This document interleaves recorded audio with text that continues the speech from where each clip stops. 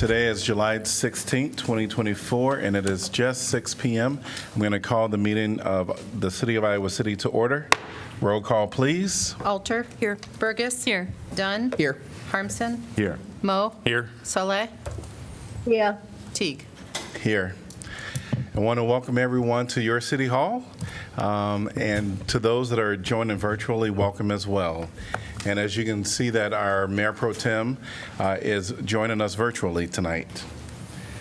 We're going to move on to item number 2, which is proclamations. 2A is Americans with Disabilities Act Awareness.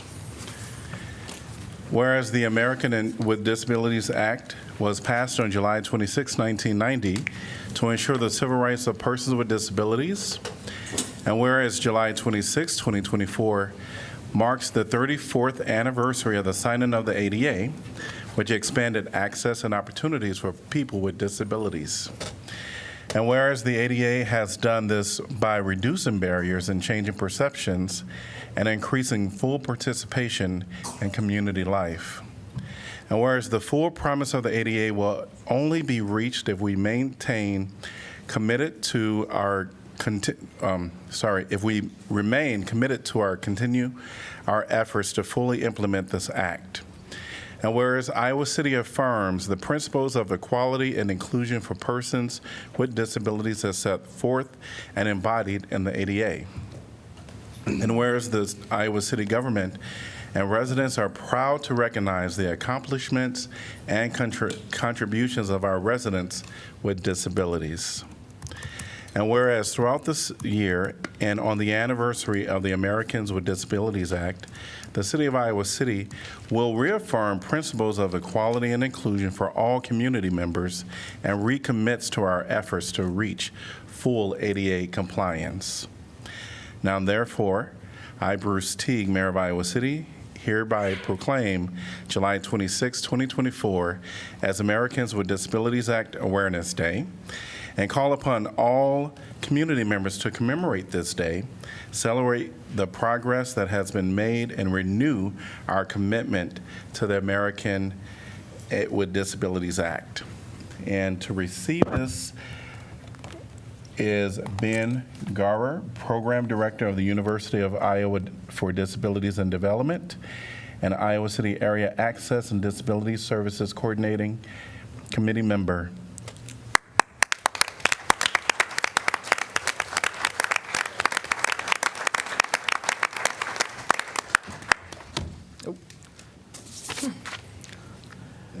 Thank you so much. Yes.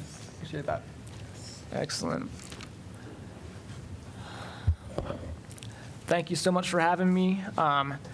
You'll have to excuse me if I fumble over my words. I wrote this a couple minutes ago and didn't want AI to do it, so here we are. Thank you, Mayor Teague and the City of Iowa City Council for this meaningful proclamation honoring July 26, 2024 as the Americans with Disabilities Act Awareness Day.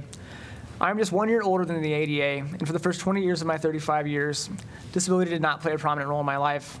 All that changed when I dove into an Iowa farm pond and became a quadriplegic. I've used a wheelchair ever since, but only recently have I been fortunate to find my voice and truly identify with a community I long felt I was not a part of. Selfishly, I thought that the ADA, a landmark bill that ensured the civil rights of individuals with disabilities, only pertained to the accessibility of public spaces for wheelchair users and those with mobility issues like myself. It has taken me 15 years and a job at the University of Iowa's Center for Disabilities and Development to learn that there are barriers everywhere for everyone experiencing all different types of disabilities, and I'm obligated to help highlight these issues and address them in any way that I can. As we move into the 35th year of the ADA, I hope that our work continues to expand to better include people with invisible, intellectual, and developmental disabilities and mental illnesses. They too deserve the utmost respect and dignity in areas of community inclusion. The ADA was meant to be a foundational piece of legislation, but we were never meant to stop there. Now, let's focus our efforts on fully accepting and incorporating all people into the community of Iowa City. A great deal of progress has been made, and there's more to come. Advocates, individuals, and families have all made great sacrifices to this cause, and I honor their efforts. Let this proclamation serve as a promise from those with the power to create and change policies and procedures to actually do just that, while demonstrating a commitment to the true inclusion of disabled voices at your table. There's still much work to be done, and I'm truly honored to be receiving this proclamation as a member of the Iowa City Area Access and Disability Services Coordinating Committee. and I hope that I have represented disabled residents of Iowa City well this evening. With enough commitment and follow-through, we can continue to make meaningful action to ensure that the true intent of the ADA is realized. Let us work hard and hand in hand to create a truly inclusive Iowa City. Thank you all so much. Thank you.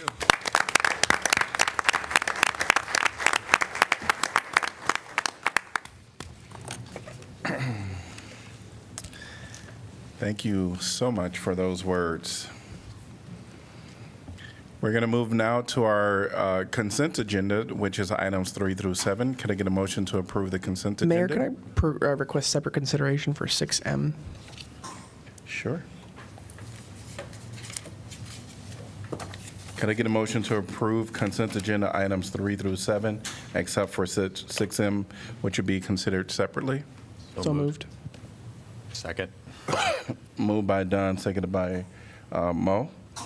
Anyone from the public like to address any topics that is 3 through 7, except for 6M? If you are online, please raise your hand. Seeing no one in person or online, council discussion. Roll call, please. Alter, Yes. Burgess, Yes. Dunn, Yes. Harmson, Yes. Mo. Yes. Salah, yes, Teague. Yes. Motion passes 7-0. Could I get a motion to approve consent agenda item 6M? So moved. Alter. Second. Mo. All right. And anyone from the public like to address this topic, 6M? Council discussion? The main reason I wanted to bring this up is because we often have a lot of residents from the community that are reaching out to us about, deer pest issues. So I thought it might be a good time for us to take a moment to kind of acknowledge what the plan is, acknowledge how we got here, any roadblocks that we have. My understanding is that we have some resistance from the DNR as much as we are partners with them. So I'd really appreciate if staff could kind of explain that for the public. I'll invite Kirk Lehman, our Assistant City Manager, up to the podium to talk about this item. Thank you. Sure. So we have, especially recently, been receiving more complaints about deer management issues. In terms of background, we really started this process 5 years ago when we adopted our first deer management plan. At that time, we really hadn't done anything towards deer management, so our numbers were really, really out of control. So we approached the DNR at that time for a sharpshoot. Now, sharpshooting within a city or you need a deer management zone, and that's approved by the Natural Resources Commission, which is a state board that approves deer management zones. At that time, after a little bit of back and forth, we did have a sharpshooting event and also began our bow hunting. So we did 1 year of sharpshooting, 4 years of bow hunting, and that was incorporated in our last 5-year plan. So now that we are at the tail end of that 5-year plan, we recently adopted a new deer management plan for the next 5 years. I believe it was in May originally. We took that to, we developed it with DNR staff, so we worked very closely with them, and they supported our plan as we had prepared it. It included 1 year of sharpshooting and another possible year of sharpshooting within that 5-year time frame if the numbers warranted it and the DNR staff agreed. And then it also included continuing our bow hunt over the next 5 years as well. When we went to the NRC in June, there was some concern about sharpshooting, especially as it might impact our bow hunting program, since it is just getting off the ground and it's been expanding the last several years that it's been implemented. But they really want to see that continue to grow, and they want to see the deer numbers that better reflect a need for a sharpshoot, since we are the only community in Iowa that currently sharpshoots.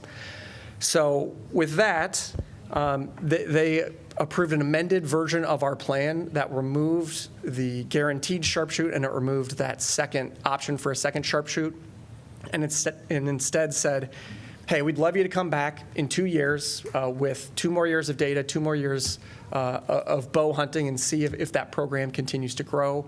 If at that time we can make the case that there is a need for sharpshooting, then they would consider a sharpshoot at that time. So really what it has done is delayed that potential for a sharpshoot until possibly 2026. We'll continue to expand the bow hunt program. Last year, City Council did approve a way that some public lands can be added, and so we added one piece of public property last year. And we will be, once we have an approved deer management plan, we'll continue with the bow hunt this year and look at additional public properties. So we expect that to come before you within the next info packet or two. And at that point, you could make a decision in August as to whether or not you'd want to pull any of the public properties that we indicate out. So that's really what we're doing. There's also the non-lethal management aspect of the deer management plan, which undergirds the whole thing. Stuff like educational resources. I'd encourage you to really go to icgov.org/deer to look up all the things that we advise. That's also where you can see the deer crash maps and those sorts of things. So that's kind of where we are today. This is really just approving the plan that is our amended plan approved by NRC. What kind of numbers are they looking for to approve a sharpshoot plan? Sure. So the number in our plan, I believe, is 25 deer per square mile. That's kind of the standard number that you hear. One of the tricky parts with our data that we had going into this session with the NRC is that last year we were unable to do an aerial survey. So that's really how we get our deer numbers. It's updated every year. And it can fluctuate quite a bit year to year because no survey is going to be perfect. You're trying to look for trends. You're trying to do your best to get an accurate deer count, but it won't be perfect. And we know that. But last year, you're really looking for a fresh coat of snow. There's only one really heavy snow, and then we didn't get more fresh coats. And so DNR wasn't able to get our aerial survey completed in time, and so that hamstrung us to some extent. So as a result of that, we are also investigating alternative methods that we can get accurate data to make sure that we don't run into that situation again. Anecdotally, we've heard that deer have been infiltrating more and more into neighborhoods. So really, we're looking for more accurate data and taking that to the NRC next I was time. going to say, I will offer up my backyard. They anecdotally pruned a bunch of my tomato plants last week. We saw them, 13 of them in our backyard. Yes. And it's not rural. And they're getting used to being in urban environments too, which is another issue. But we could stay in here all day and talk about Yep. deer. If you want to, I could give you more. Yeah, so on a very high level, you can imagine, so before 2020, all of our numbers, whether you're looking at accident or deer surveys, they're trending up really far. We go through the sharpshooting in 2020, and those numbers come down. We only had a couple of years then to show the DNR that, hey, there's a slight trend up, and if you look at the numbers at the face, there's almost some that look like they're plateauing. So I think the NRC sees that and says, you're certainly not where you were pre-2020. Let's pump the brakes a little bit and get a couple more years data. The problem is, anecdotally, we know the population's exploding. We just don't have the data to really drive that home with the NRC. So we're going to, as Kirk said, really focus on gathering that. It's tricky because the population can grow really rapidly and the data's going to always lag. So we hope to get there, but it'll be a couple years later than we thought. Thank you very much. That's all I got personally. Thanks. In 2019, I had accompanied staff to a meeting with the NRC to kind of make the case for the sharpshooting, and they allowed us to do the sharpshooting the 1 year, but they were very adamant that we needed to do bow hunting. And I'm not surprised by where they are still today. So we'll just have to get some data for them because there's a lot of deer out there. Any other discussion by council? Hearing none, roll call, please. Burgess. Yes. Dunn. Yes. Harmson. Yes. Moe. Yes. Salah. Yes, I was muted. Yes. Was that a yes? Sorry.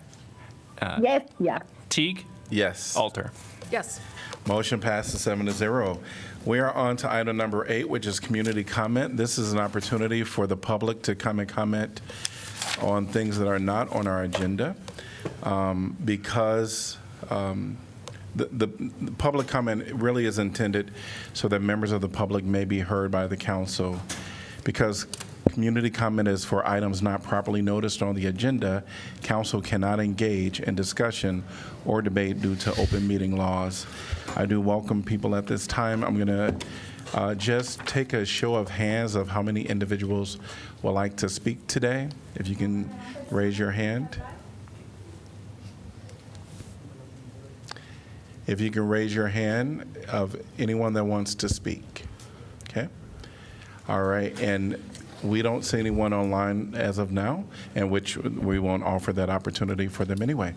We're going to allow up to 3 minutes, and to those that need extra time, we'll double that because of interpretation. Hi, my name is Brandon Ross. I'm from Iowa City. In lieu of recent events in our country, I would like to bring up words from Dr. Martin Luther King, who said that back in 1968, the United States was the most violent country in the world.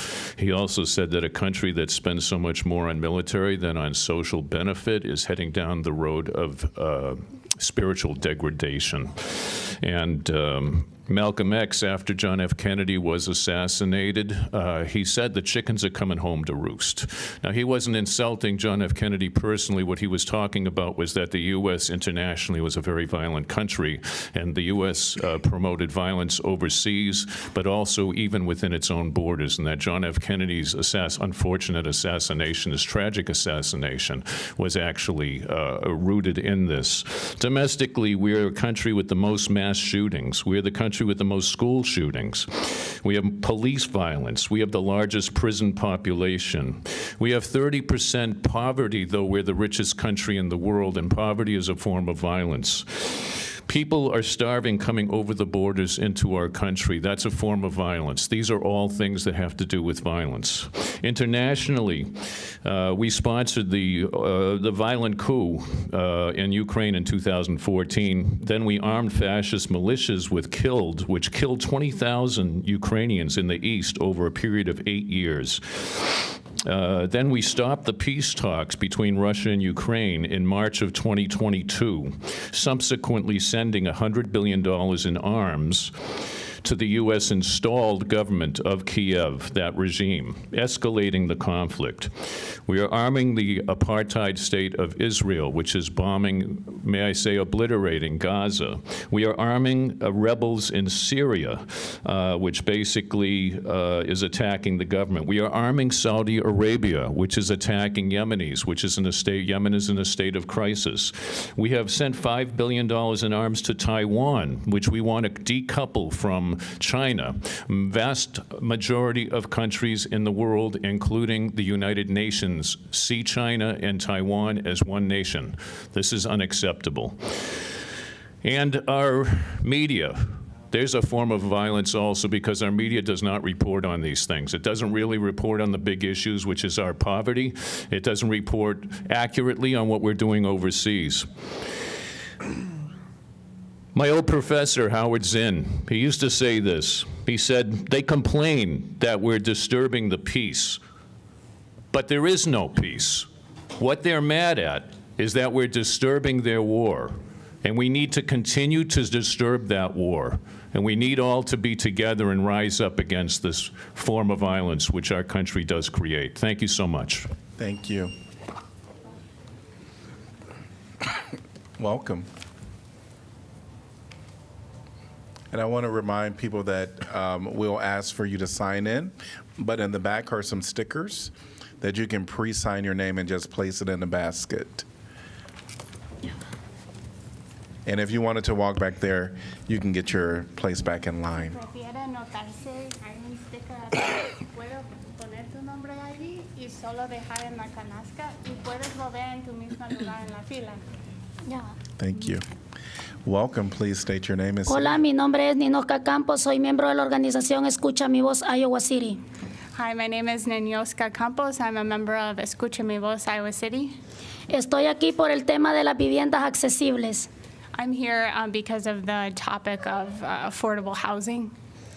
Estoy aquí para pedirles que los 6 millones de Pro Housing se inviertan en viviendas accesibles para la comunidad inmigrante. I'm here to ask that the $6 million of the Pro Housing is inverted or invested into affordable housing for immigrants. ¿Por qué para la comunidad inmigrante? Why for the immigrant community? Porque somos las familias de más bajos recursos, We are families with some of the lowest resources, con trabajos forzosos y muy mal pagados. really hard work, and it's not paid well. No se puede tener una vivienda segura y en condiciones aptas. It's hard to find a place, like a secure place. Necesitamos que ofrezcan a los alquilinos renta con muy bajos precios. ¿Otra vez? No entendí. Necesitamos que ofrezcan renta a los alquilinos con muy bajos precios. We really need lower rent.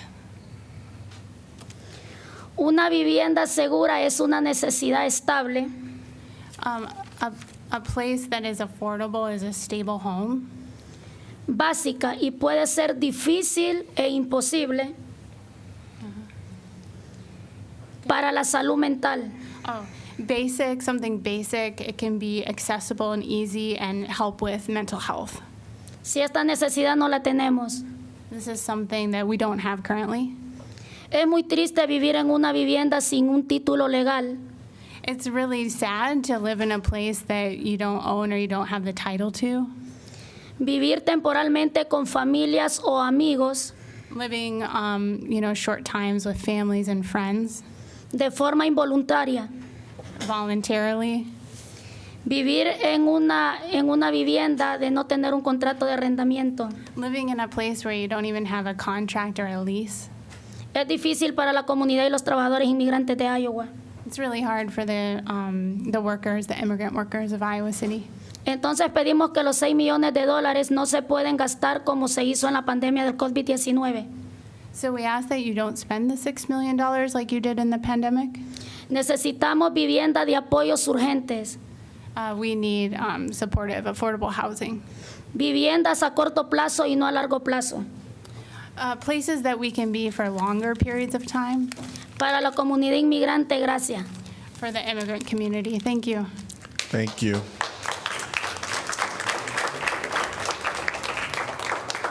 Welcome. Thank you. Please state your name and city you're from. Hola, buenas tardes. Mi nombre es Guillermo Torres. Hi, good afternoon. My name is Guillermo Torres. Vivo en la ciudad de Iowa City, en el área de trailers de la Scottt Boulevard. I live in Iowa City in the Scottt Boulevard trailers. Vengo aquí para pedirle a la ciudad que nos ayude a controlar las rentas de los parqueaderos de trailers. I'm here to ask the city to help us control the rents of these mobile homes. La cual, por ahora, las rentas se nos hacen un poco altas. Because right now the rent is high for us. Y año con año nos hacen un aumento de 50 a $100. Every year they're raising the rent $50 to $100. No sé si la ciudad tenga alguna regularidad para estos tipos de parqueaderos. I'm not sure if the city has any regulatory impact on this. Pero sí nos gustaría que nos ayudara en ese aspecto.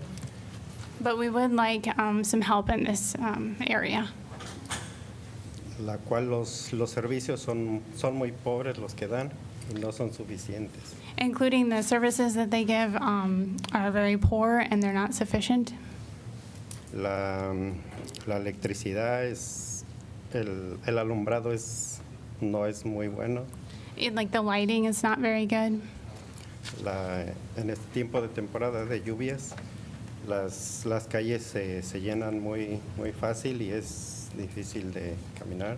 Seasons when it rains heavily, the streets will overflow. It's hard to walk. Somos unas áreas muy olvidadas, pues. We are some of the most forgotten about areas.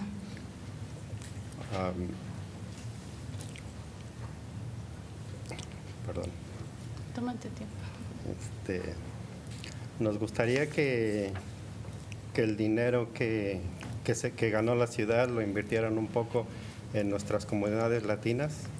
We would like the city, the money that they won, if they would invest it in the Latino community. Ya que somos la comunidad más golpeada por muchas cosas.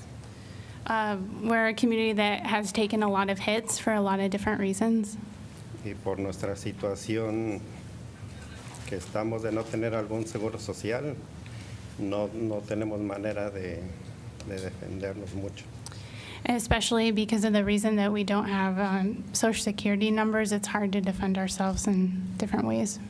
Entonces no tenemos muchas opciones ni la manera de quejarnos directamente por no tener ese tipo de ayuda. We don't have a lot of options, and it's difficult to make like direct complaints because of some of these reasons. Entonces sí, yo como padre de familia sí vengo a pedir mucho a la ciudad que nos ayude a nuestra comunidad, porque sí estamos siendo muy golpeados económicamente en ese aspecto. As a father of my family, I come to ask the city to help us in this aspect because we're really suffering when it comes to resources and economically.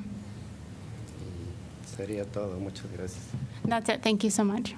Thank you. Welcome. Thank you. Please state your name and city you're from.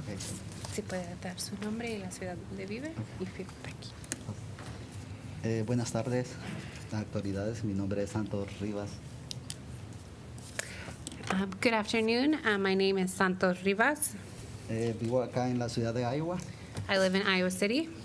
Mi queja es con respecto a los parqueaderos de casas móviles. My complaint today is about the mobile home parks. Ha venido una corporación a comprar todos los parqueaderos de Iowa City y parte de Coralville, si ustedes lo saben. As you may know, a large corporation has came in and bought all of the mobile home parks in Iowa City, including Coralville. Entonces, cuando nosotros como residentes vamos a quejarnos, a pedir una explicación por qué el incremento de la renta. So as residents, when we go to ask for the reason as to why they are raising the rent so much, como consumidores no hay una persona que defienda y diga, solamente está un manager el cual dice, yo no soy el dueño. there is nobody to defend us, and the only person available is the property manager who says, I don't own this property. Como consumidores no tenemos un defensor. As consumers, we don't have anybody defending us. Entonces queremos que la ciudad se involucre a defender las comunidades acá que somos nosotros. Queremos el progreso para Iowa City.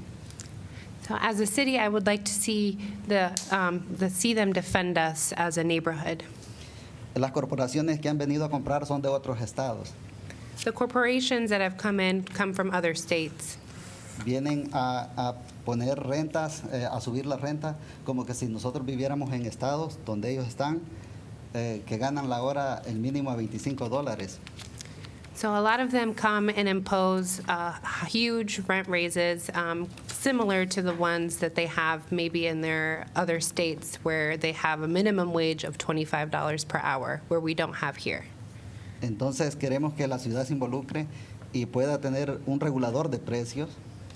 So we would like the city to get involved and regulate these prices. Somos muchos la comunidad que vivimos en los lotes de Traila y se necesita que la ciudad se involucre para ayudarnos en que estas personas, en vez de estar pagando dinero que se está yendo fuera del estado. So a lot of people live in these communities. So we would like to see the city take some initiative, especially since the money that is being made off of the mobile home parks goes to another state or isn't seen within our community. Se necesita que en estas ciudades, que en los lugares donde nosotros vivimos, pueda meterse la ciudad y decir un alto a todos esos incrementos de precios, porque en Iowa City estamos ganando el 7.25, creo que es el mínimo. So we would like to see the city come in and put a stop to these raises. For example, in Iowa City, we only make, or the minimum wage is still $7.25 for our city. La ciudad se ahorraría mucho dinero porque muchas personas de las que viven ahí vienen a pedir asistencia social. The city might even be able to save money on resources, since a lot of the people there do currently ask for some type of support. Entonces es importante proteger a nosotros, las comunidades que vivimos acá en Iowa City, y no proteger las grandes corporaciones o dejarlos que ellos se llenen el bolsillo con grandes dineros que nos imponen. Cada vez son de $100 la renta solo por un parqueadero, sin servicio, sin derecho al consumidor. So we would like to see, a stop to these high rents. And then also, we would be able to invest in our communities rather than making investments outside of the state. For example, the lots here, they're charging over $700 just for the lot. That's nothing else included. Me gustaría saber si la ciudad se compromete en investigar lo que está pasando en los lotes de trailers acá en Iowa City. I would like to know if the city can commit to investigating what is going on and what they can do about it. Y bueno, es importante porque eso ayuda no solo a la comunidad inmigrante, sino en general. This will not only help the immigrant community, but the community at large. Bueno, gracias, muy amable, y espero eso, bueno, puedan tenerlo en consideración. Thank you very much. I hope you take this in consideration. Thank you. Welcome. Hola, buenas tardes. Mi nombre es Griselda Mazariegos. Good afternoon. My name is Griselda Mazariegos. Estoy aquí, pues, para pedirles que tomen en la mano, en el corazón en la mano. So I'm here for you to think with your heart in your hand. Para considerar los $6 millones que han obtenido. To consider the $6 million that you've recently obtained. En viviendas accesibles. To invest in affordable housing. Yo vivo en apartamentos. I currently live in an apartment. Y pues a veces nos cuesta estar moviéndonos año con año. It's very difficult having to move year after year. Por no contar con los requisitos requeridos, por no tener un seguro. Simply for not having a social security card or having the requirements needed to keep the apartment. Y no cualquier persona te hace el favor de dar sus papeles para poder ayudarte. It's very difficult to find people that will help you get an apartment. Y rentas un apartamento con mal estado. No te ponen la mayor atención. Si uno pide que por ejemplo, se nos arruina una estufa o el refrigerador, es muy costoso para que lo arreglen. A lot of times, the apartments that we are able to get are in bad conditions. For example, if an oven or a refrigerator is broken, it's very difficult to get somebody to come and fix it. Y aparte de eso, tenemos que lidiar con insectos, como por ejemplo con cucarachas.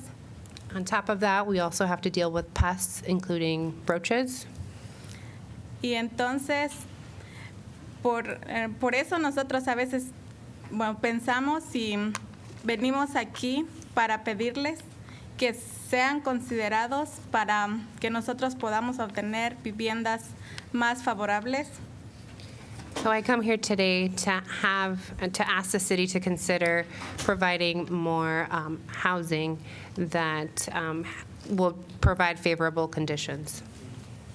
Muchas gracias por escucharnos y que tenga buena tarde. Thank you for listening to me today. Have a good afternoon. Thank you.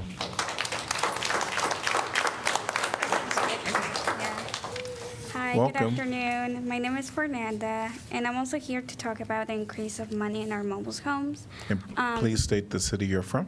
I live in Iowa City, Thank and you. I also live in Iowa River Mobile Homes. That's where my family and I live. In the past few years, our rent has increased a lot, and the excuse that they do or say to us is that they're going to improve our community. They're going to make, more playgrounds for our, little kids that lives there. And at the end of the day, they never do nothing. Our mobile homes are not in good conditions, too. my family and I had to, work harder and also take extra shifts just to cover our rent. I'm also a college student. My parents cannot help me with my college too, so this year, because of the increase of money, I also had to step a little back from my education just to help them, and so we can keep living in there, because if we don't pay our rent, they will also kick us out. So I just want you to be considerate of that, and I hope you can listen to us today. And, it's not just for our immigrant community, but it's also for everybody. This not only affect them, but it also affect the children of the immigrants' families too, because of the increase of rent. Not only would it affect them, but it will affect my education too. So thank you for listening to me. I hope you consider this. Thank you. Thank you.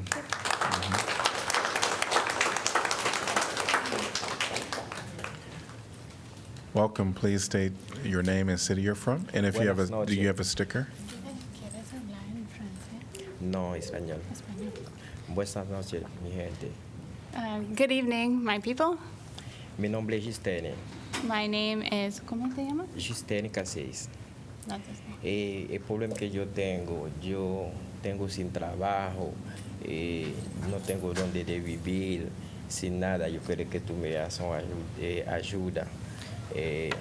La situación es muy malo. The problem that I have is I came here and I have no work and I have nowhere to live, and I hope that you could take some action to help me. Y ahí yo estoy aquí con mi esposa ahí, buscando trabajo todos los días.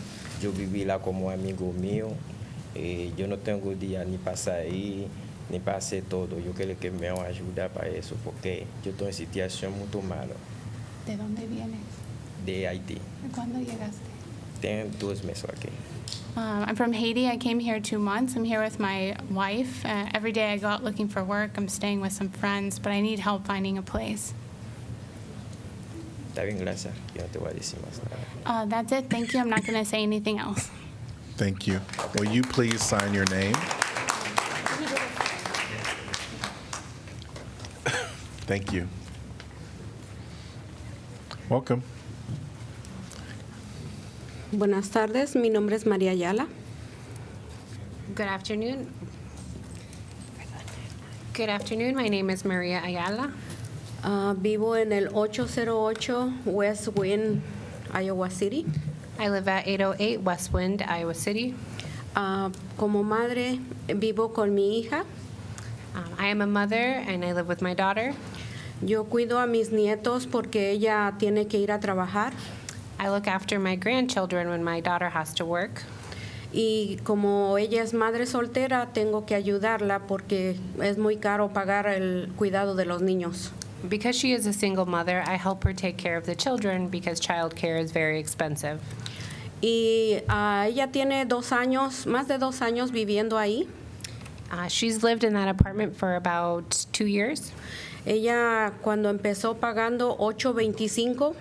When she first moved in, she was paying $825. Y ahora le dijeron hace 2 meses que para agosto va a pagar $950. And just a few months ago, she was informed that she will have to pay $950 a month. Le aumentaron $125. That is a raise of $150. Y como pueden ver, es muy difícil para una madre soltera y pues dar a cuidar sus hijos. Tiene 3 niños. As you may know, that is a very difficult jump, especially for a single mother who takes care of 3 children. Ella vivió conmigo, pero me tuve que venir con ella a su casa para ayudarla a cuidar los niños. Initially, she was living with me, but I had to move to Iowa City to help her with the child care. Y para mí es bien difícil que ella, pues siempre estamos platicando de lo mismo porque pues el aumento no le dan mucho como para cubrir todas las necesidades. So we talk often about the situation since it's very difficult to be able to have enough money for our necessities with a increase of over $100. Y a veces tenemos que decidir qué pagar o qué comprar para poder cubrir las utilidades de la casa. A lot of times we have to consider and giving up certain necessities or certain things to purchase in order for us to pay our bills first.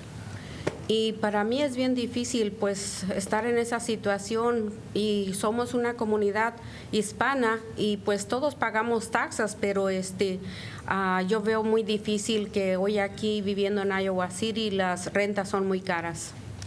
So it's very difficult, especially as part of the Hispanic community. The majority of us pay taxes, but it is hard for us to afford these homes.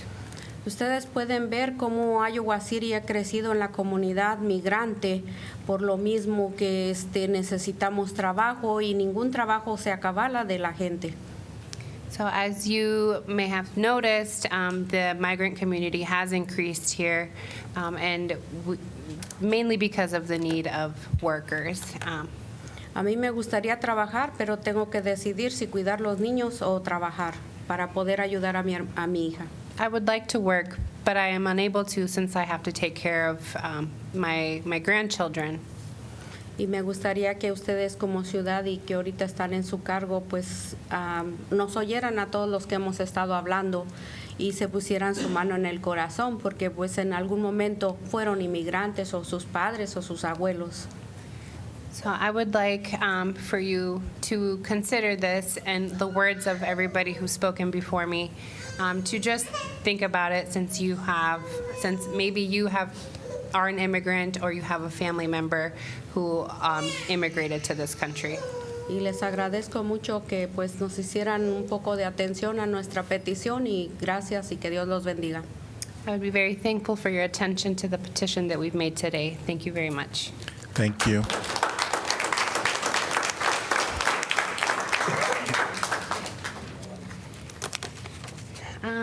All right. Well, my name is Yaneli Canales. I live in Iowa City. First of all, I want to congratulate the city for securing $3.75 million in the pro-housing grant from the U.S. Department of Housing and Urban Development. With the city's committed matching leverage, this brings the total affordable housing investment to nearly $6 million. This is a remarkable achievement and a significant opportunity for our community, a community that I have lived in since I was 3 years old. I went to Mark Twain Elementary, I graduated from City High, and attended the University of Iowa. Due to the limited housing options for immigrant families, my family lived in almost every mobile home park, and at one point, we were able to save enough money for a home, which was lost shortly after due to a foreclosure. This left my family financially scarred and humiliated. I also saw firsthand, as I grew up here, how segregated the city truly is. Not only is the city designed this way, but the systems in place continue to exacerbate it. Yet, I am still a proud member of this community. However, today I'm here to advocate for the fair and just allocations of these funds, specifically to support housing solutions for low-wage immigrant workers. Last year, as you may know, Escucha Mi Voz and the Iowa City Catholic Workers actively worked to address exclusionary zoning that forced low-wage immigrant workers into expensive, overcrowded, and dilapidated housing far from essential services. Thanks to our joint efforts, it resulted in a two-family zoning code change, which significantly contributed to the competitiveness of the city's pro-housing application. This achievement should be built upon, not sidelined. I just urge the city to ensure that the target populations for housing investments include a civil rights and racial equity analysis. This analysis should prioritize ethnic minorities who have historically been denied equal access to affordable housing in Iowa City. As you may also know, our recent Salud, Techo y Trabajo survey revealed a critical housing crisis among Latino residents in Iowa City, with more than half reporting they are technically homeless, often doubling or tripling up in occupancy to survive. These are not college students. These are residents and families that are least likely to benefit from current housing assistance programs. So as previous investments, such as nearly $1 million, I hope that you guys don't invest it all in 3-bedroom townhouses for $1,400 a month. Thank you. Thank you.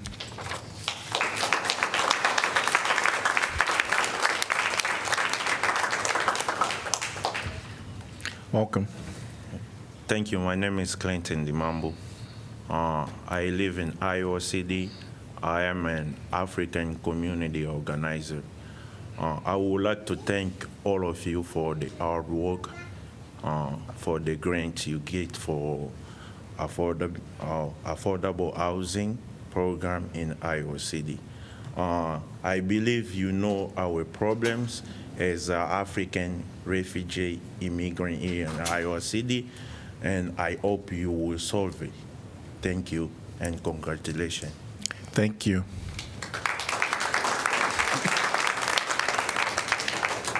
Welcome. Buenas tardes, mi nombre es Francisco Rodríguez. Good afternoon. My name is Francisco Rodriguez. Soy de Colombia y estoy aquí porque quisiera hablar acerca de los $6 millones que recibió la ciudad. I'm from Colombia, and I'm here because I want to talk about the $6 million. Me gustaría decir que a veces quisiera que le prestaran más atención a los migrantes. Estamos aquí. Ustedes lo saben. I do want to say that sometimes I want to say that I wish you would pay more attention to the immigrants. We are here. ¿Saben lo difícil que es conseguir una vivienda a un migrante? Do you have any idea how hard it is to obtain somewhere to live as an immigrant?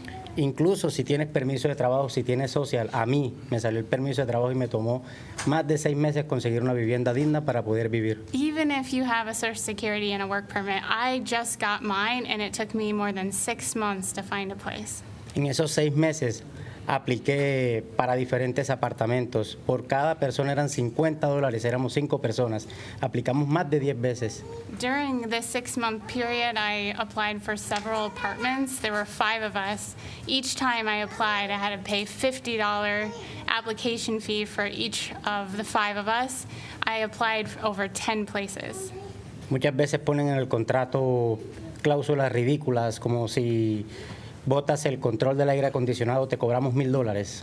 And a lot of times in the lease or in the contract, they put these conditions that are ridiculous. Something like, if something happens with the air, you're going to have to pay for that $1,000. Y uno no puede decir nada porque nos sentimos totalmente desamparados. And we can't say anything because we feel helpless. A veces yo siento que solo se alegran cuando nos ven a nosotros cuando llegamos a aplicar a un trabajo. Uy, llegó un hispano, trabaja muy bien, vamos a meterlo. Sometimes I feel like people just come out when they see us if they want somebody to work for them. Oh, we see Latinos, they can do the job. Pero incluso así nos toca aguantar que nos atropellen, que se aprovechen de nosotros. Lavar los platos no es indigno, pero nunca he visto, es muy raro ver un americano lavando platos. But we just have to put up with it. It's not dignified. We wash dishes. You're not going to see somebody from here doing that job. Yo, por lo menos en este momento, yo conseguí una renta de $2,600. I found a place, $2,600 a month. Me tocó pagar 2 meses por anticipado más el mes de renta, casi $8,000. I had to pay almost $8,000 deposit, 2 months rent. Conseguimos un trabajo en el cual ni siquiera podíamos decir nada en este momento. Mi hermano, ese es mi hermano, aquel es mi sobrino Jairo. My brother's here, my nephew. A mi esposa Ruby. My wife Ruby. La supervisora se aprovechaba de nosotros, nos ponía a hacer overtime obligatorio, no nos daban las 40 horas, a ella está embarazada, teníamos que ir a la hora que ella quisiera para ir a trabajar. I can't say a lot, but I don't have a job anymore. We were discriminated against. We had to work overtime. My wife is pregnant. Mi esposa fue y puso un complaint conmigo acerca de la supervisora de la justicia que estábamos pasando. My wife made a complaint about what was going on. Yo fui despedido como represalia. And I got fired. Ayer despidieron a mi sobrino y a mi hermano. Then yesterday they fired my brother and my nephew. A veces no tenemos quien nos ayude. Mi esposa lleva 2 warnings solo por decir las cosas que hacen con nosotros, cómo nos atropellan. My wife has 2 warnings just because she spoke up, but you know, we don't have anything to do. No podemos decir nada, nos sentimos solos. Muchas veces no hay nadie que vaya a los trabajos y diga, ¿qué está pasando aquí? But we feel like we can't do anything. We feel alone. There's no one that can go to the workplace and say, what's going on here? Muchas veces no podemos decir nada para poder conservar el trabajo. A lot of times we can't say anything so we can maintain our jobs. Es bastante triste y frustrante saber que vamos a mudarnos a una vivienda en la que nos tocó pagar $8,000 y en este momento no tenemos trabajo. It's really sad knowing that the moment's coming that we're about to move into our new place that we paid almost $8,000 for just to move in, and we just lost our jobs. Tengo familia, tengo un hijo, mi esposa está embarazada, no sé qué más decir realmente. I have family, my wife is pregnant, I have a son. I don't know what else to say. Muchas gracias. Thank you. Thank you. Thanks to everyone that shared today during the public comment.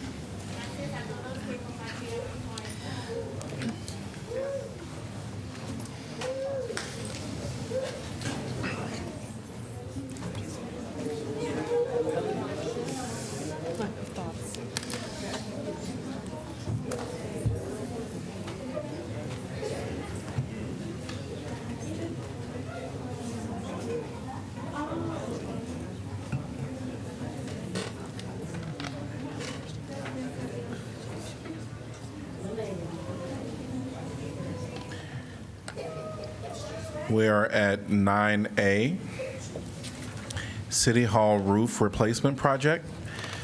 This is a resolution approving project manual and estimate of cost for the construction of the City Hall Roof Replacement Project, establishing an amount of bid security to accompany each bid, directing city clerk to post notice to bidders, and fixing time and place for receipt of bids. I'm going to open the public hearing and going to welcome Ben. Ben, hi. Yes.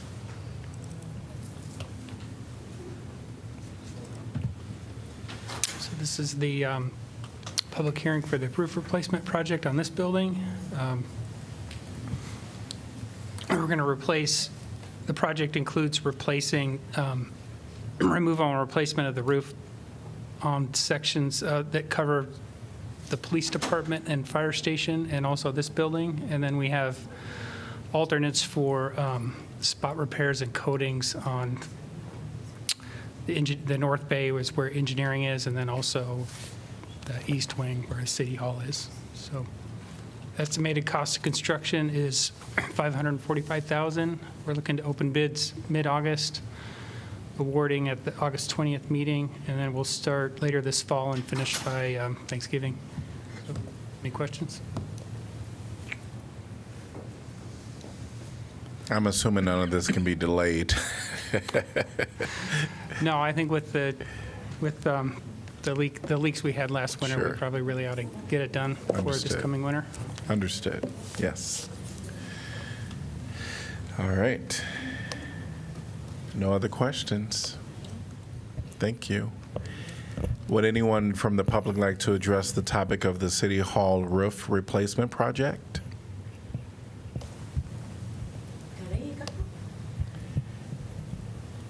Yep. I'm assuming you're not wanting to address the City Hall roof replacement project. Is that correct? No. All right, great. All right. Seeing no one in person or online, I'm going to close the public hearing. Could I get a motion to approve, please? So moved, Alter. Second, done. Okay, council discussion is necessary. Roll call, please. Dunn? Yes. Harmson? Yes. Moe? Yes. Salah? Yes. Teague? Yes. Alter? Yes. Burgess? Yes. Motion passes 7-0. All right, so I am going to interact with you for a little bit. Is there an item that you're wanting to speak on that's on our agenda? Or Section 8, these people. Section 8. this? For these people. I don't think Yeah, we don't. that would be public Okay. comment. So I know that you all don't come here often, and so that was to be done during public comment. I am going to allow it because you all have been here. And we still had more time, council. We still had up until 7, even with extensions, because we gave more than 3 minutes to those that needed. So I'm going to continue and we're going to go back to public comment, and I'm going to open it back up for you all to come and speak to the council. This isn't a time intended so that members of the public can be heard by the council. Just know that we cannot engage in conversation because it hasn't been properly noticed. So we welcome you at this time. There is a sign-in sheet where we'll have you sign your name and state your name and city you're from. In the back, if anyone else wants to speak during this time, please raise your hand so I will know how many individuals we're considering. Just you two? Yes, there is some. It would just be you two speaking? No, there is some. All right, I want to see the hands of those that would like to speak.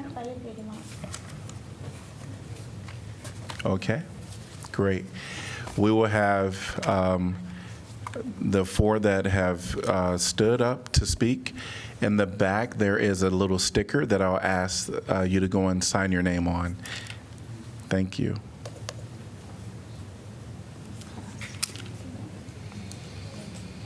Welcome. Please state your name and city you're from. Okay. Good afternoon. Good evening, all of you. Yes. Yeah. My name is Nafisa Mustafa. I live in Coraville. I would like to speak about Section 8. Since May, I'm family with the 3 kids. One of them is autistic. And since May, I'm trying to find or look for the house, apartment, any unit. But since May, that time, and I have evidence, more than 15 owners or companies, they review Section 8 and they say no. And the first question now I'm asking them, do you accept Section 8 voucher? And they said no. And even I try Cedar Rapids, I try North Liberty. Even my son, he's in Balance Autism Center in Coraville, and I would like to be near to that area and the schools, but still. So I try to look for 2 bedrooms since they cannot find 3 bedroom, and my voucher is low because I cannot find 3 bedroom or 2 bathroom with the 1,400 or 1,500 like that. So I try to look around all the cities around here, like Cedar Rapids, North Liberty. And one of the things that there is owner accept Section 8, but we went to her many times, but nobody in the office, and nobody answered the phone. And this is really main problem. Yeah, so I did not find, and my list end on July 31. And I don't know where to be. So that's all. Thank you. Thank you. Mm-hmm.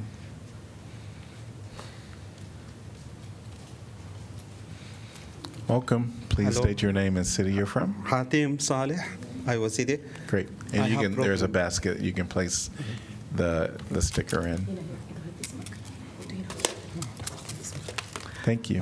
Thanks. I have problem with Section 8.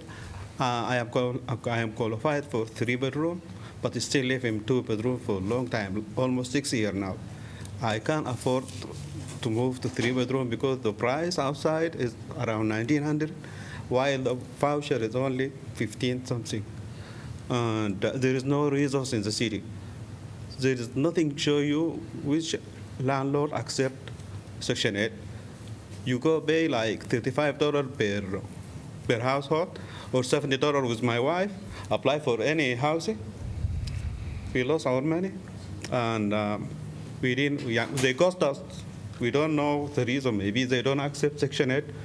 So I try with the housing. They have a lot of colored paper that say nothing. I mean, there is no real resource online to find where to apply for housing for people, or which landlord accepts Section 8 and which there is nothing clear here in Iowa City, really. And I have been to other states, and they have so many reasons showing landlord accepting Section 8, and everything is clear, but not here, not in Iowa City. So I don't know if they need to put something like non-profit organization about affordable housing in Iowa City that give real resources for people, and maybe listing all landlord or listing opportunity for people to move. Thank you so much. Thank you.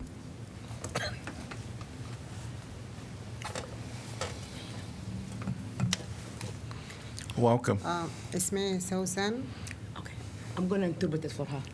Great. اسمي سوسن ساكنة في Iowa City. My name is Susan and I live in Iowa City.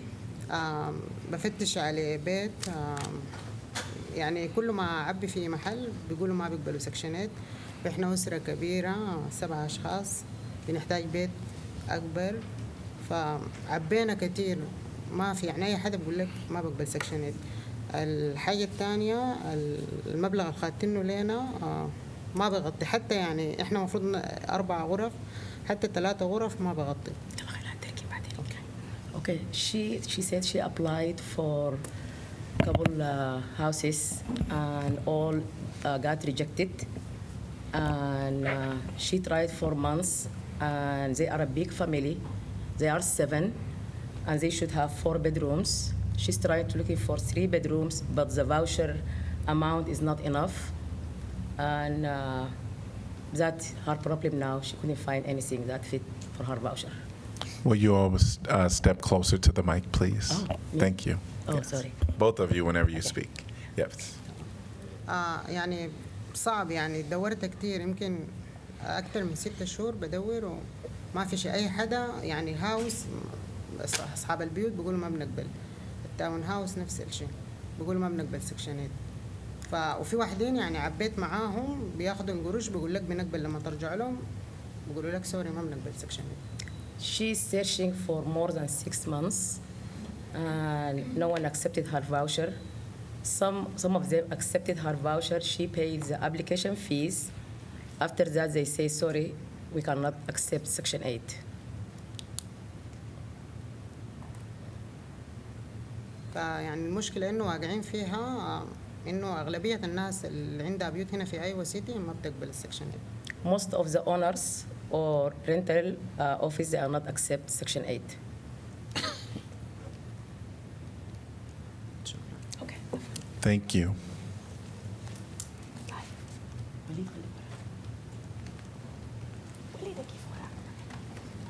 Hello, everybody. My name is Sabah Mahmoud from Iowa City. My problem, my membership of my house is R7. Unfortunately, I didn't find any owners. Said I accept with Section 8. This is all my problem. Like others. Thank you. And is there anyone else that wants to speak? Yes. Okay. This will be our last. Okay.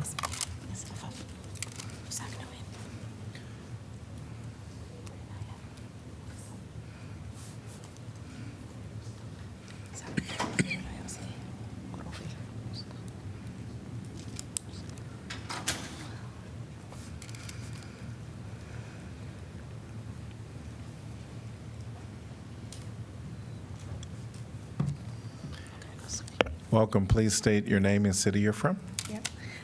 اسمي عفاف منصور. عفاف منصور. ساكنة حاليا كورافيل. I live in Coraville. before كنت قبل 2 تقريبا كنت في housing. 2 years ago she was in housing. طلع لي سكشنات كنت مقدمة على سكشنات لي 5 أطفال. She got Section 8 and she's a mom of 5 kids. before يعني قبل 2 الكلام ده. 2 years ago. لكن ما خليت محل يعني ما فتشت عليه ولفيت يعني يمكن أيوة كلها أيوة تيفين سيدر رابط اي مكان في داخل الولايه، يعني داخل اختصاص الحته دي، فما لقيت ابدا. لدرجه انه اضطريت انه يعني دي 3 اطفال او 3 شباب في الجامعه، يعني 2 منهم الاولاد يعني اضطروا انه يخلوا الجامعه او يثبتوها لفتره لحد ما يشتغلوا، ونحن يعني اجرنا بالخاص يعني. She tried everywhere: Iowa City, North Liberty, Coralville, Cedar Rapids, Tiffin, all Iowa. She couldn't find any houses with a Section 8. She has 2 kids in college, and they have to hold the study until, you know, like to afford to pay, and they start working so they can pay from their jobs, because she lost Section 8 because of that. ومعي زوجي ايضا، لكن يعني شغل يعني بارت تايم، شغل خفيف، ما في شغل يعني. She's working and her husband also working, but part time, and it's hard to afford for the housing. شكرا يعني. Thank you. تتحل القصه يعني. Yeah, she hopes that's going to be solved. Yeah, thank you. Okay. We have 2 more. And are these the last 2? We're going to welcome you 2 at this time. And then feel free to move that mic up and close because we do need to have the audio. انت برضو ما عندك تجديد، لازم تطلعي صح؟ ايوه، ده الكلام حقوليه. Welcome. Please state your name and city you're from. My name is Inayat. I'm from Sudan. I live in Iowa City. I have a problem with ما لاقين بيت، السنة اللي فاتت يعني عانينا معانا لغاية المدارس ما فتحت حتى لقينا بيت. If you can move the mic closer, we cannot hear you. Please. Thank you. How about this? Yes. قلت لك السنة اللي فاتت عانينا معانا من إنه نلقى بيت لغاية المدارس ما فتحت. هسه حاليا برضو نحن معانين إنه بنفتش في بيت ما لاقين. She live in Iowa City. She started searching for houses or apartments last year until the school is opened, and she did not succeed until now. كل بيت ما نفتش فيه وبيقولوا إنه ما بيقبل السكشن، وكان أو يعني اللي هنا أقل القروش اللي اديناها. She said she couldn't find anyone accept her voucher, and if she finds someone accept, her voucher is low. It's not covering for the house. وهسه نحن بنطلع يعني نهاية الشهر ده، فأتمنى إنه يعني نحصل بيت قبل المدارس أو المشكلة عانينا فيها. Her lease is not renewed, and she has to leave the house July 31st, and she doesn't know where to go.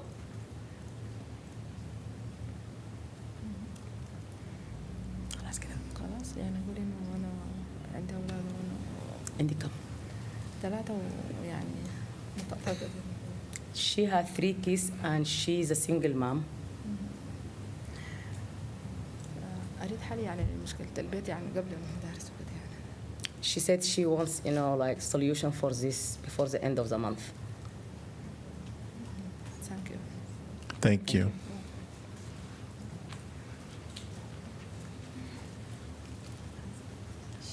أتكلم بالعربي. السلام عليكم. Hi everyone. Hello. اسمي وليد عبد الإبراهيم. وليد إبراهيم.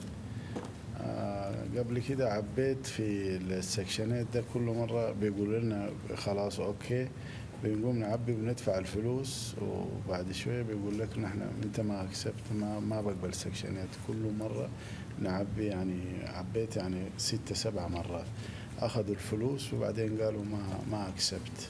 Okay. He said he applied in couple houses and apartment. He pays more than 7 applications for the fees. After that, he got rejected. ايوه، وبيقولوا لنا نحن يعني في الاول بيقولوا لنا اوكي نحن بنقبل سكشنات، بعد نديهم الفلوس ياخذوا الفلوس وما يقول لنا ما في سكشنات. In the beginning when he asked them, they said yeah, we accept section 8. Fill the application. He filled the application and they took the money for the fees, and after that they said sorry, we are not accept section 8. كل مرة بنمشي لهم يقولوا لنا اوكي. وقبل كده المكتب اصلا اتكلم معاه قال لنا انت لما يجيك السكشنات انا حقبلك، وانا ساكن معاه سنتين وماشي كويس. لما جاني السكشنات قال صاحب الايجار صاحب البيت ما بيقبل. Okay. He said where he live, they promised him before. They said if you get Section 8, we're gonna accept you in your apartment. But now when he told them that I have Section 8, they said sorry, the owner is not gonna accept. وقال لنا تاني وقال انه كل مره لما يعني يقول لنا نتكلم معاه ويقول لنا اوكي نحن حنديك وبتاع، يتكلم معانا يعني كاننا نحن عشان ما بنعرف انجليزي كويس وكده، ويعني بيضحكوا على الناس يعني بيستهونوا بالناس يعني. The rental office promises couple times. They say we're going to accept Section 8, and he said maybe because the English barrier, they are not, like taking that serious with him. شكرا. Thank you. Thank you. Thank you all. Thank you. Yes. All right. Thank you, everyone. Yep. All right.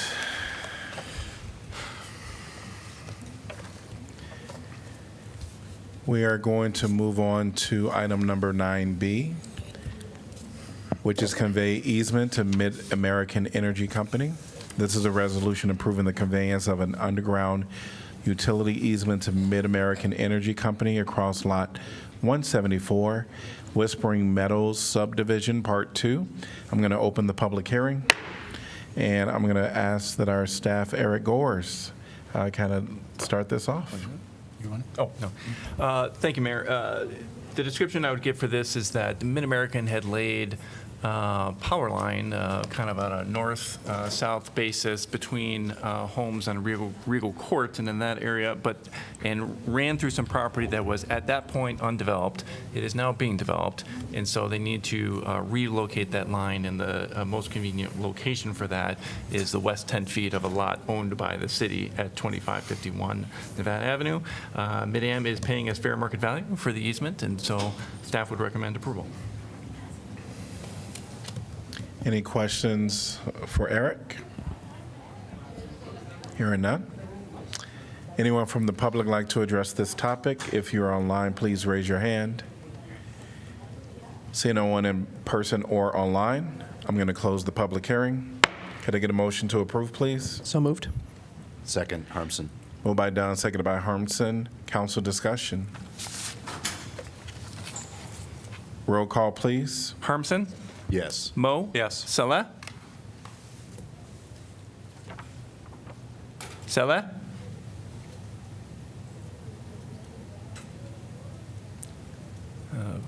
I'll circle back in a moment. Teague? Yes. Alter? Yes. Burgess? Yes. Dunn? Yes. Saleh?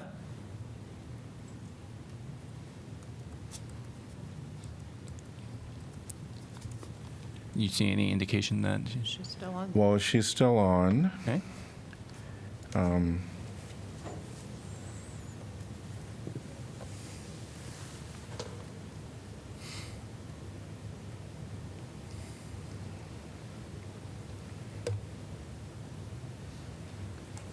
Just seeing if we can communicate via text on WhatsApp. If we're not able to reach her, we can, of course, still proceed. We've got enough votes for the motion to move forward. Up to a presiding officer. Okay. All right, we're going to continue at this time. So motion passes 6-0. All right. Oh, you hear me now? Oh, we can hear you. Great. Oh. Anyway, yes. All right, so this is yes for the, so we just heard from Mayor Pro Tem saying yes to. Yeah, for somehow the mute, I tried to unmute and I couldn't. No worries, so that was for 9B. We're going to change that in the records to 7-0. All right, we're on to item number 9C, which is fiscal year 2025 utility rates public hearing. Ordinance amending Title III entitled City Finances, Taxation, and Fees, Chapter 4 entitled Schedule of Fees, Rates, Charges, Bonds, Fines, and Penalties of the City Code to increase or change charges and fees. I'm going to open the public hearing and welcome Jeff, our city manager. Okay, thank you, Mayor. This has been a topic of discussion for several months. We started in the budget work sessions talking about rate increases and our utility discount program.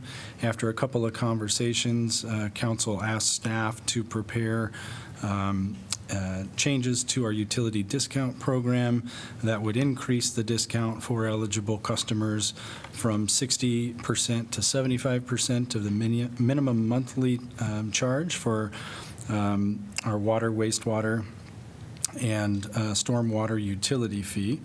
This was presented to council a few months back, and you had deferred it for more consideration, and it's back here before you. The total cost that we estimate that this change will have on the city's general fund is a little over $17,000. So what happens then, it's lost revenue in those utility counts, and the general fund has to make up that difference. So it would be an additional $17,000 transfer. And then as a separate matter, we discovered an inadvertent error in a past ordinance, and we're asking for a cleanup of that. That relates to the late charge that was changed in October of 2020. It was updated in some sections, but inadvertently changed in another section, so we'd like to get that cleaned up as well. And again, that's not a change to our policy or practice. It's just a inadvertent error that was discovered while prepping for this item. Happy to answer any questions. All right, hearing no questions. Anyone from the public like to address this topic?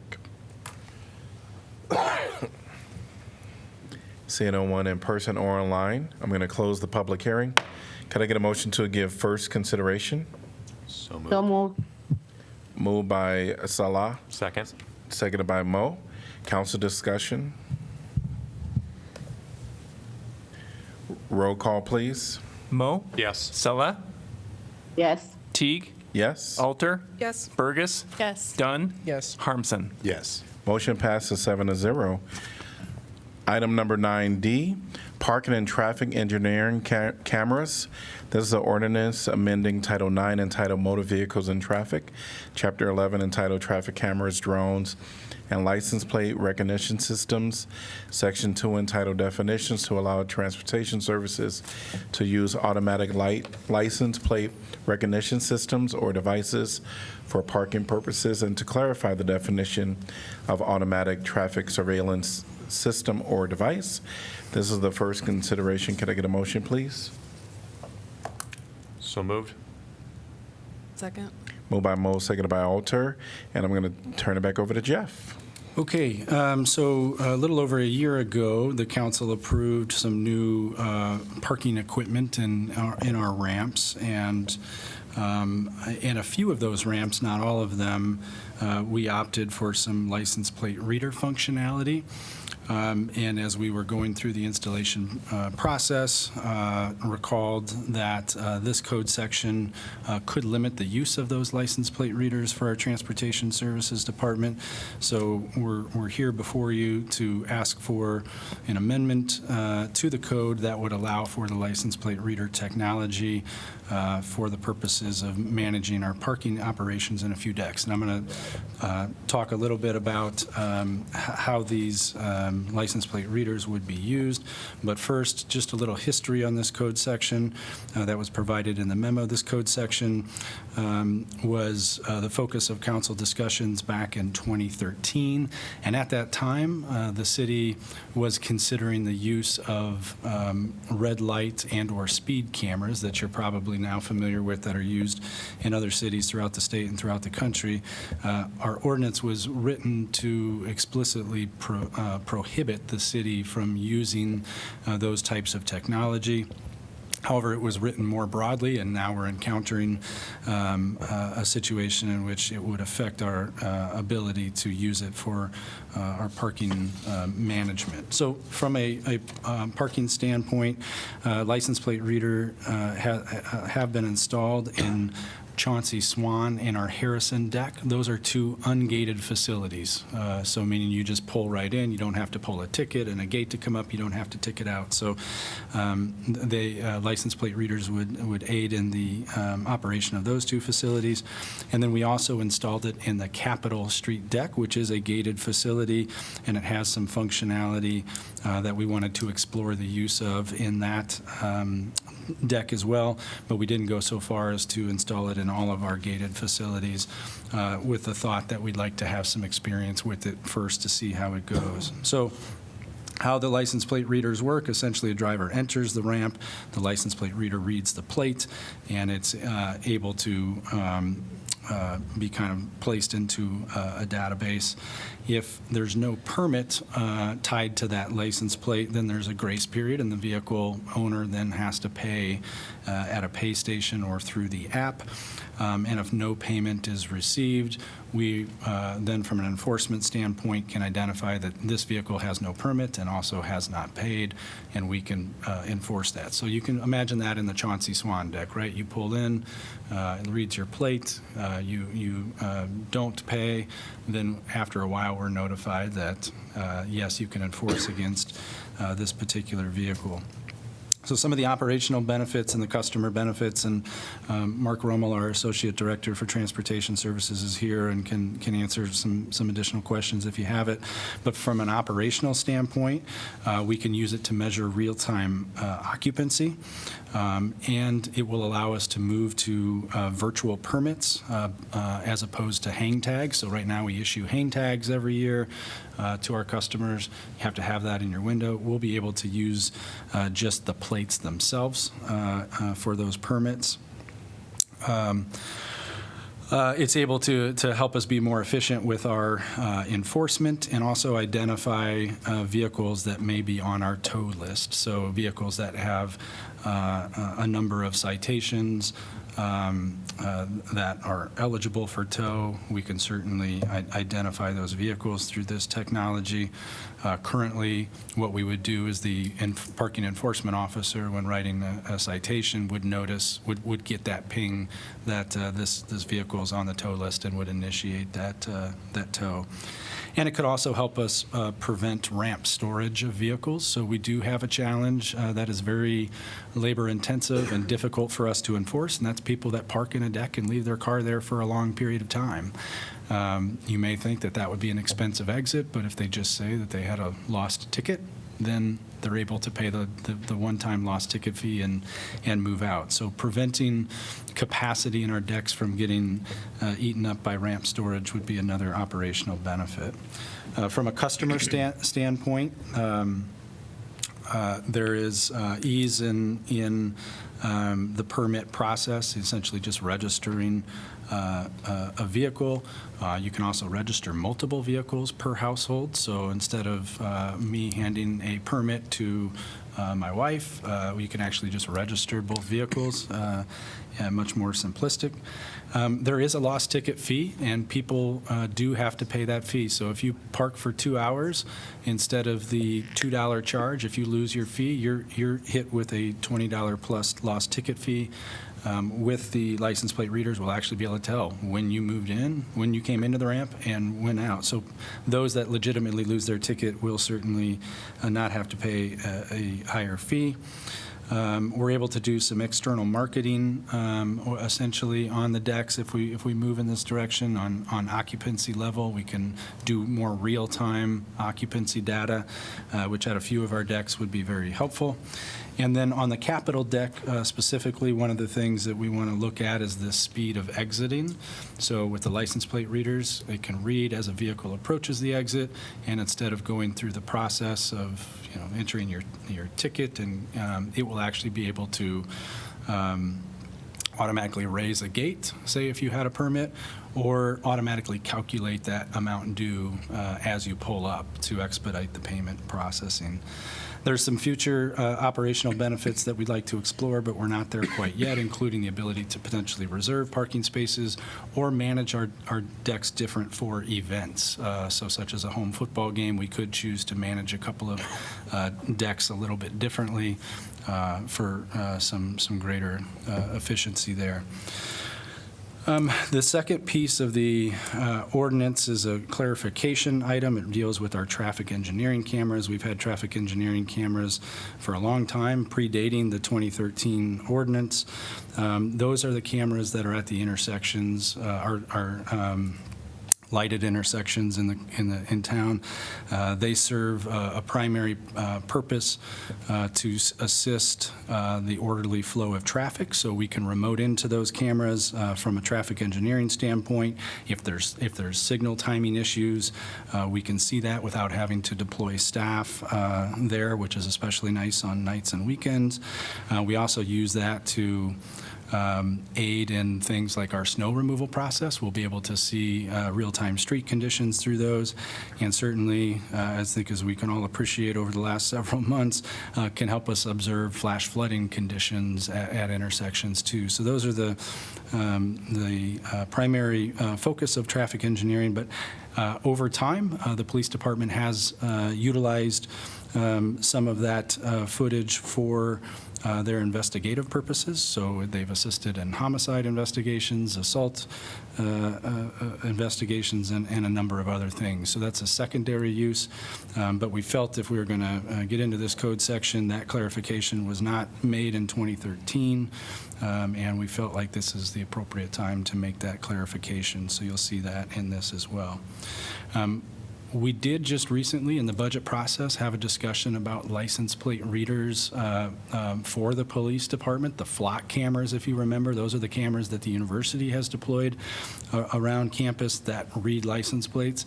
The ordinance change that's in front of you today would not apply and would not allow the flock cameras. So if we do want to revisit that discussion, we will have to reopen this ordinance. I just wanted to be clear on that because it was a recent discussion with the council. Again, what you're approving and being asked to approve tonight would not allow for those cameras. We recognize that's you've asked for a separate conversation on that. So primarily focused on that fully utilizing the parking equipment that we have, and hopefully adding some customer benefit and certainly some operational benefit for our parking system. That was a lot. I'm happy to answer questions, or again, Mark Rummel's here to help with some of those operational questions too. Can you answer as to like how this doesn't allow those particular license plate readers we had a conversation about earlier this year? Oh, you mean how it wouldn't allow for the flock cameras? Mm-hmm. Well, because the only things that are excluded from the automatic license plate recognition system, and that's the means by which we would be allowing those for parking services, is Transportation Services Department license plate recognition systems. Transportation Services wouldn't have any, well, at least to my knowledge, would not have any interest in operating flock cameras. They're only interested in running the license plate reader systems for their parking systems. So in the future, the the Transportation Services Department could purchase this system, enable the use by the police department, and that would be a loophole in this proposed change. As long as the equipment Could deploy them. The Yeah. Transportation Services really doesn't have any type of, outside of parking meters, right-of-way management responsibilities. So I would say Transportation Services has no reason to utilize flock or anything similar. So I would say no, that would not be the case. That doesn't answer the legal question, though. I understand the practical question, right? But like the legal question is, could they do that? Could, like, let's say some future city manager that's not you, because we appreciate you bringing this to us and having this conversation. So we're not talking about you, right? But could, say, a future city manager use their authority, make that purchase, and then implement it that way, lawfully? I mean, I guess if your question is, it would have to be purchased through the Transportation Services Department. So if your hypothetical is that staff is trying to get around what the clear direction from this council is. And We're not- no, I should no, no, emphasize no, no, that no, clearly not. because that would be a pretty serious thing. It would have to be purchased through the Transportation Services Department, and it would be hard for me to imagine a circumstance in which that would be done for the benefit of some other department, the police department or otherwise.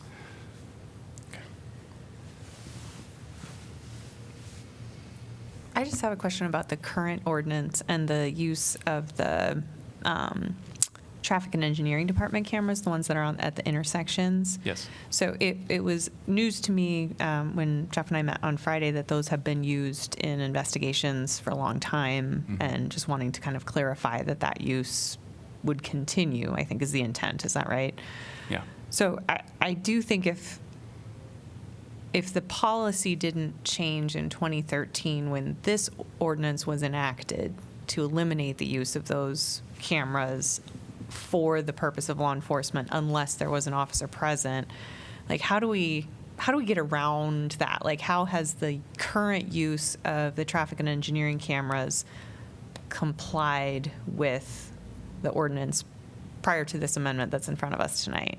Well, I guess I have two answers. One is that they've been used for some time to solve traffic crimes for which an officer was not present at the time of the crime, but to which he or she responds after the fact. For example, if there's a traffic collision at a signalized intersection that has one of these cameras, both parties say, "Oh, I had green." Well, now the officer can just ask a sergeant or someone with authority, which is not patrol officers, I'll add, to take a look at the footage real quickly and see who ran the red and who didn't. Now, that's allowed under our present ordinance because the officer has gone to the scene and issued a qualified traffic, I don't have the language in front of me, but a qualified traffic offense or a violation ticket. But I think it was always the understanding, to use an example, that there was a homicide, there was a murder at Lederman Bail Bond, and the traffic cameras were utilized to track a suspect and ultimately solve that crime. I think in large part because of the use of those traffic cameras. I think it was akin to an understanding that the ordinance was not premised on the idea that those should not be allowed. That is, that the cameras were placed for traffic engineering purposes. It was purely collateral that they could be used by police officers to solve serious crimes, and access to those camera images has been limited by the city manager's office. And so, but I think the answer to your question is there's always the understanding that that was allowed, but now that we're addressing this and offering an amendment, we thought, you know what, this is probably the time to just formalize that understanding. And I would just mention, it's not just traffic engineering cameras, right? If we've got facility cameras across the city, which we do, so we might have cameras in our parking decks now that police will use for investigative purposes. We'll have them on public buildings like rec centers or water treatment plant, and much like the traffic engineering. If it can aid in an investigation and help bring resolution to a crime, then they have been for a long time utilizing those tools for those investigations. We're still asking questions to the staff at this point. I just wanted to ask a question. Have these cameras been used for Amber Alerts? It's my understanding. Oh, well, I was about to. Or could they potentially? Well, they're not license plate readers. So we talked about that with Flock, right? Where an Amber Alert would put out a license plate, and the traffic engineering cameras don't have the capabilities to read license plate. They're just cameras. So in that case, no. Now, could they be used for an Amber Alert with the transportation services? Yeah. Like if there's an Amber Alert, we could cue the system to see if there's that vehicle parked in a ramp right now. We could do that. And then in terms of individuals that are dependent adults, has these cameras ever been used to aid in any of the concerns that the disability or mental health community have. For instance, if an individual that is a dependent adult is out wandering around for some reason or trying to escape, elope. Yes, we've had missing person cases, and we have used traffic engineering cameras to help place that. So, for example, if somebody was with a group of friends downtown and separated from that group and they couldn't identify or find that person the next day, we could go to the closest intersection where that person was last seen and look for that person's movements to help bring resolution to the missing person case. Thank you. And I would add that absent this amendment, that would probably be a technical violation of 911(1)B. Now, it's always been our understanding that that was not what was intended to be outlawed, and so, surely would have used it in that capacity. But again, we would rather just have that cleaned up. Thank you. And that's relating to the second portion of the second amendment. The store, archive, transmit, So for the first one relating to the automated license plate readers, rather than exempting the entire system from the definition, couldn't we provide for the use that we're looking to approve? Because if we exempt the entire system from the definition, then the concerns, as hypothetical as they are, the concern of it then being implemented in a way that would be for the purpose of surveillance, whether related to criminal activity or not, we would, in the future, it'd be very, very easy to implement that use. Sure. So could we kind of flip it around and narrow it to allow for identifying vehicles parked in city facilities or parked on public rights of way for the purpose of parking enforcement? Certainly, it could be written in that way to be more narrow. My concern, again, would be that if we have one of those situations where, be it an Amber Alert or anything else, could there be an argument that we're in violation by using those cameras in that way? That is, if we were to write the exception in what I think is the narrow way that you're describing, say, license plate readers can be used only for transportation service purposes and for no other purpose whatsoever, something to that effect. And, we have a sexual assault that takes place in a ramp, let's just say, hypothetically. Are the police now not allowed to use that data?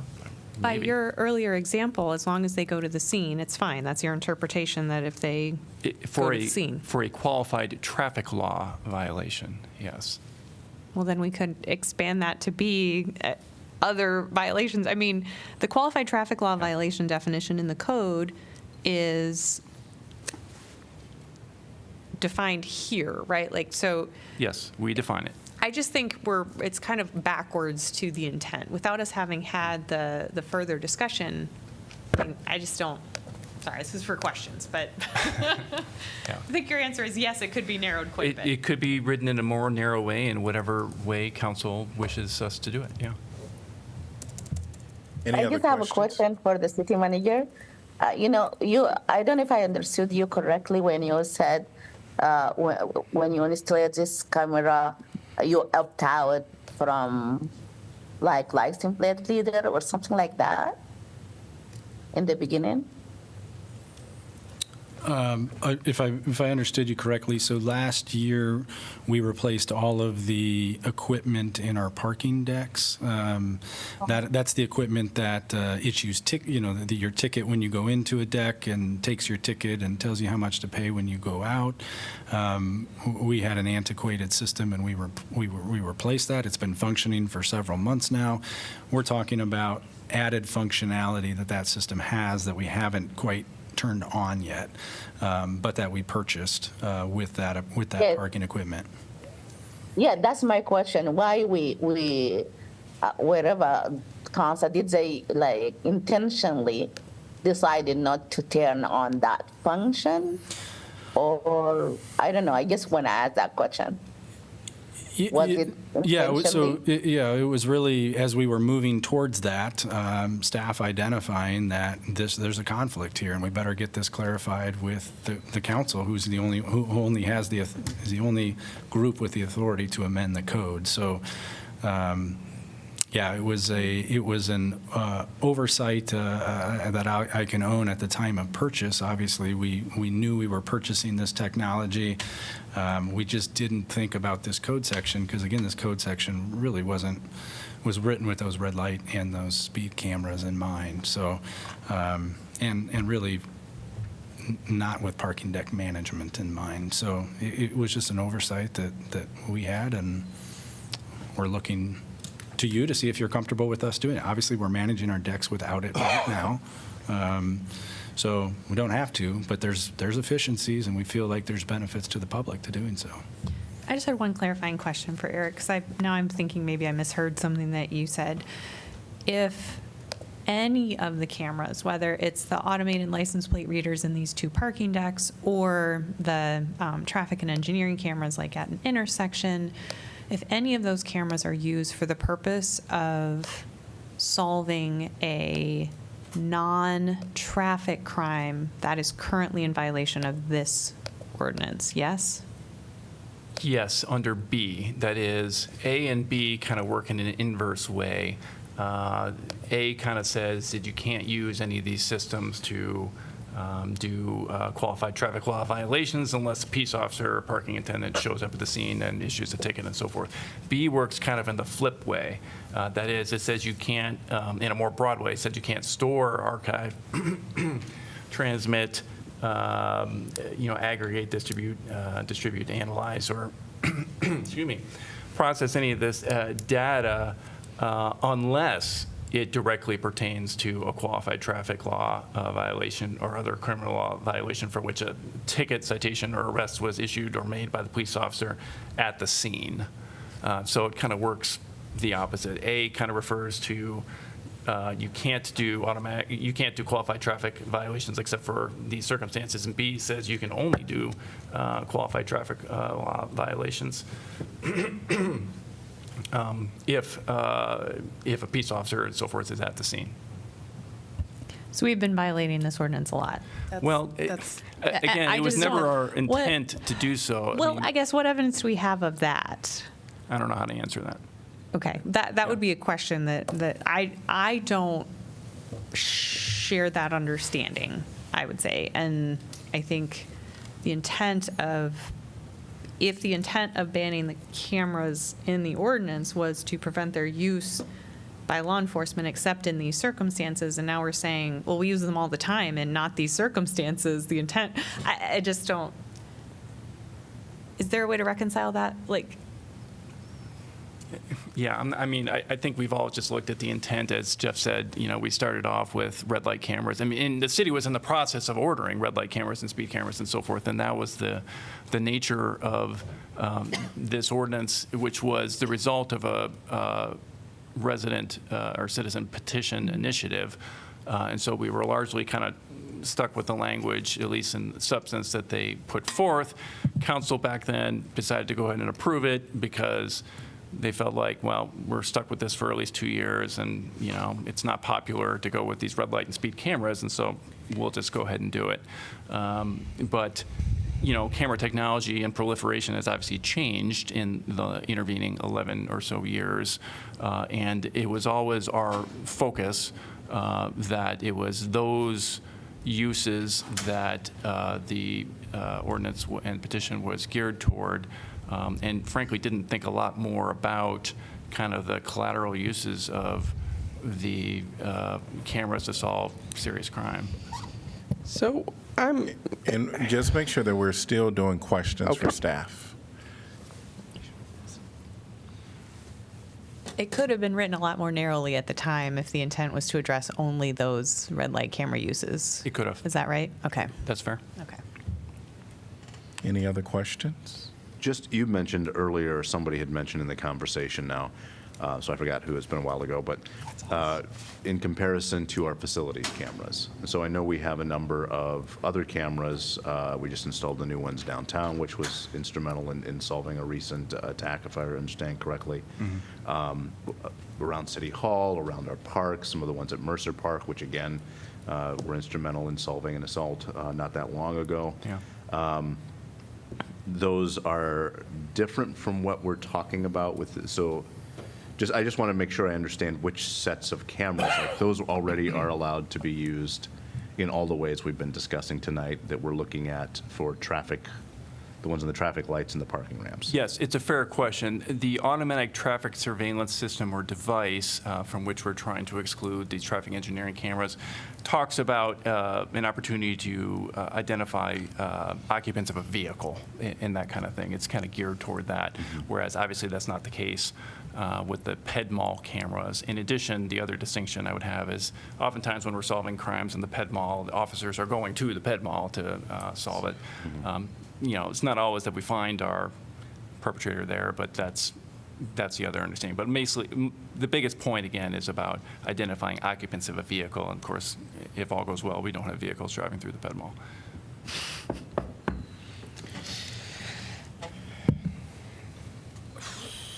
Thank you. Sure.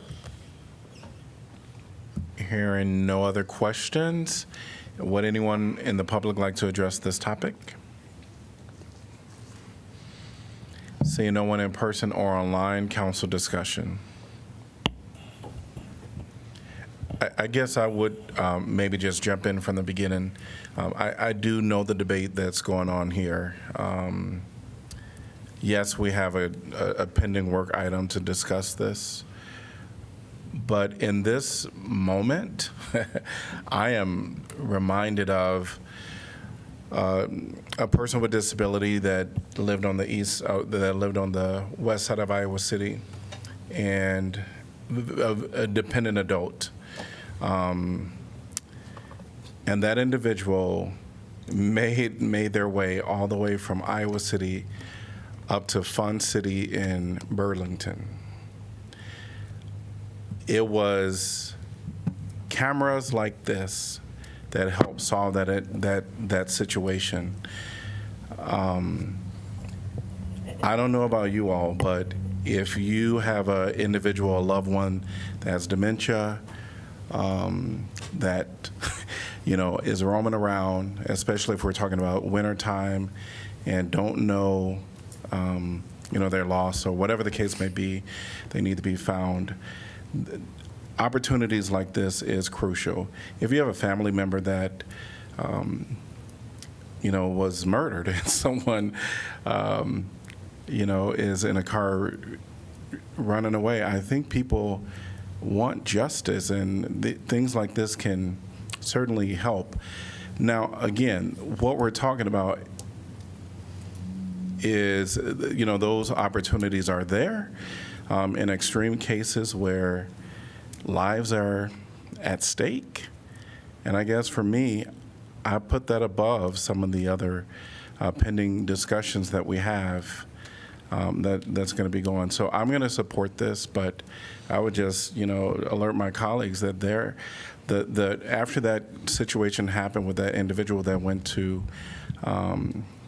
Fun City, they made their way. The entire mental health community came together to try to find out how can we not have that happen again on various levels. And I think, a camera like this potentially could assist in a situation like that. But for the purposes of the main purposes of the camera, I do support, and for the things that are just other opportunities that the camera can be used for, I support that as well. Mayor, I just have a question here. I understood that the current camera is doing the same thing that you asked for right now, without this changing has been made. Illegally. Still we can, right? Yes, it's being done without it being fully in the ordinance. I see. I have a really big problem with trying to tackle this before we've had the broader discussion about license plate reader technology, including the discussion with the American Civil Liberties Union that I believe, all discussed and agreed on. If I'm looking back, I decided to go back and look at some of the news coverage of the 2013, voter initiative. There's some interesting stuff here. Alexei Gertovoy of StopBigBrother.org, a local group spearheading the initiative, told ours that that initially the petition was just focused on red light cameras, but was subsequently expanded to become more proactive. Quote, the city might say that they have no plans for drones or license plate readers, but it's been our experience that this can change in a very short amount of time, he said. What usually happens is that someone comes into the city and says, quote, the city could use this tech to benefit the public. We have pretty much, according to this, some of the best, language in the entire United States. And being that language was passed by the voters, seemingly with the intent and then ignored by the city for whatever reason, or whether intentional or unintentional, I'm not going to apply intent there. I think that we have to have a much greater conversation if we're supposed to, if we are to make these sorts of changes, and especially due to the fact that it's a voter initiative, I am extremely hesitant from making broad carve-outs for entire departments. So I will not be supporting this. Just for clarification, it was a petition that council ended up adopting, so it never went to a voter. It never went to a vote of the public. Yeah, I think if the intent behind our ordinance, which we have been violating, but which in my mind, I think we thought that we were standing behind the idea of limiting surveillance of the public with our cameras. And if we can't have, and Mayor, I appreciate your point very much of how these cameras can be used. And if you can just define what surveillance is, because surveillance is not responding to a situation. Right, but if we exempt the entire system, it can be used for surveillance because it takes it out of the can only be used for these particular law enforcement activities, right? So if we exempt the entire system, we know they can be used for surveillance. I think having the uses that you mentioned are very helpful and noble. Since this ordinance was passed, the proliferation of cameras that are controlled not by the government but by individuals is tremendous. Pretty much every single person has a camera in their pocket. And instances like, what's that? Or on their house. Or on their house, or all of the above, or in their camera, right? Yeah. Or in their car. And I think what we are talking about is a camera system that is controlled by the government. And the reason that people came to the city council 11 years ago and said this is a problem is because it is controlled by the government. And there is nothing to stop us, and in fact we do it all the time when there is a missing person, for example, to get a photograph from the family, distribute that through our channels very widely, and any person who has, uses their own vision and their own camera can then assist in that. It doesn't require that we have the capacity to surveil, record, store, analyze, any of those things. I think we really need to just maybe even defer this item until we can have that conversation, because this idea that for 11 years everybody knows we've been violating the ordinance it's just not sitting right with me. That doesn't feel credible, I guess. It doesn't feel like that probably was the intent of the council at the time. I don't know. I'm just not comfortable moving forward with these broad exemptions given the circumstances of how the ordinance came to be and the fact that at the time those who were pushing the petition that was adopted by council intentionally had it broader than red light cameras, according to the news coverage at that time. Yeah. Can I just make one statement? I think it's really important. The equivalency of using our own cameras that we have at our own disposal to petitioning the public to give us cameras, I don't think is accurate, because yes, we can do that, but when you have a missing person, or you have whatever the case may be, when you have the ability to go and work on that immediately within minutes and potentially identify something, that can launch the investigation forward, and it absolutely, it could save hours, days, weeks on an investigation, and that is critical time. So I just push back on that a little bit, because I understand what you're saying, but it's definitely not equivalent I'm not from an saying it's investigator equivalent. standpoint. I appreciate that very much, and that's why like facial recognition is a hot button issue, right? Because facial recognition technology does that exactly, and that's why law enforcement would like to use it, likes to use We it. don't want facial recognition technology. I know. I'm talking about why. Well, you said law enforcement, so I just want to be clear that we're not asking for facial recognition. No. I'm trying to make the analogy. You're talking about equivalence, right? So the equivalent, to have our own system enables us to use technology in ways that are much faster and easier than asking the public for help. I think that was your point, right? And I'm just saying there are all kinds of things that make investigations much faster and easier that I don't think are acceptable, like facial recognition in our community, right? And so that is not, to me, that is not dispositive of the question, right? Like making it faster and easier to find a missing person or to enforce the law is a factor for us to consider. But I'm just saying, in my opinion, that is not sufficient to carve out the entire system from the limitations enacted in the ordinance 11 years ago. I guess I would go back to something that the mayor said, that in the same way of an equivalence, having cameras, the recordings of them is to react to crimes is different than the definition of what surveillance is. I think that's a conversation we need to have, because I did note, and it may have just been a slip, but you noted, if we all agree about what surveillance is, and I was like, we haven't had that conversation yet. And I don't know necessarily that talking about this scenario, I don't want anyone listening to think that we are saying that this is surveillance per se. I think this is about being able to enact through transportation services what it needs to do.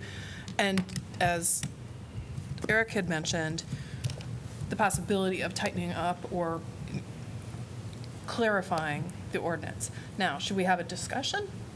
I'm cool with that. I totally am.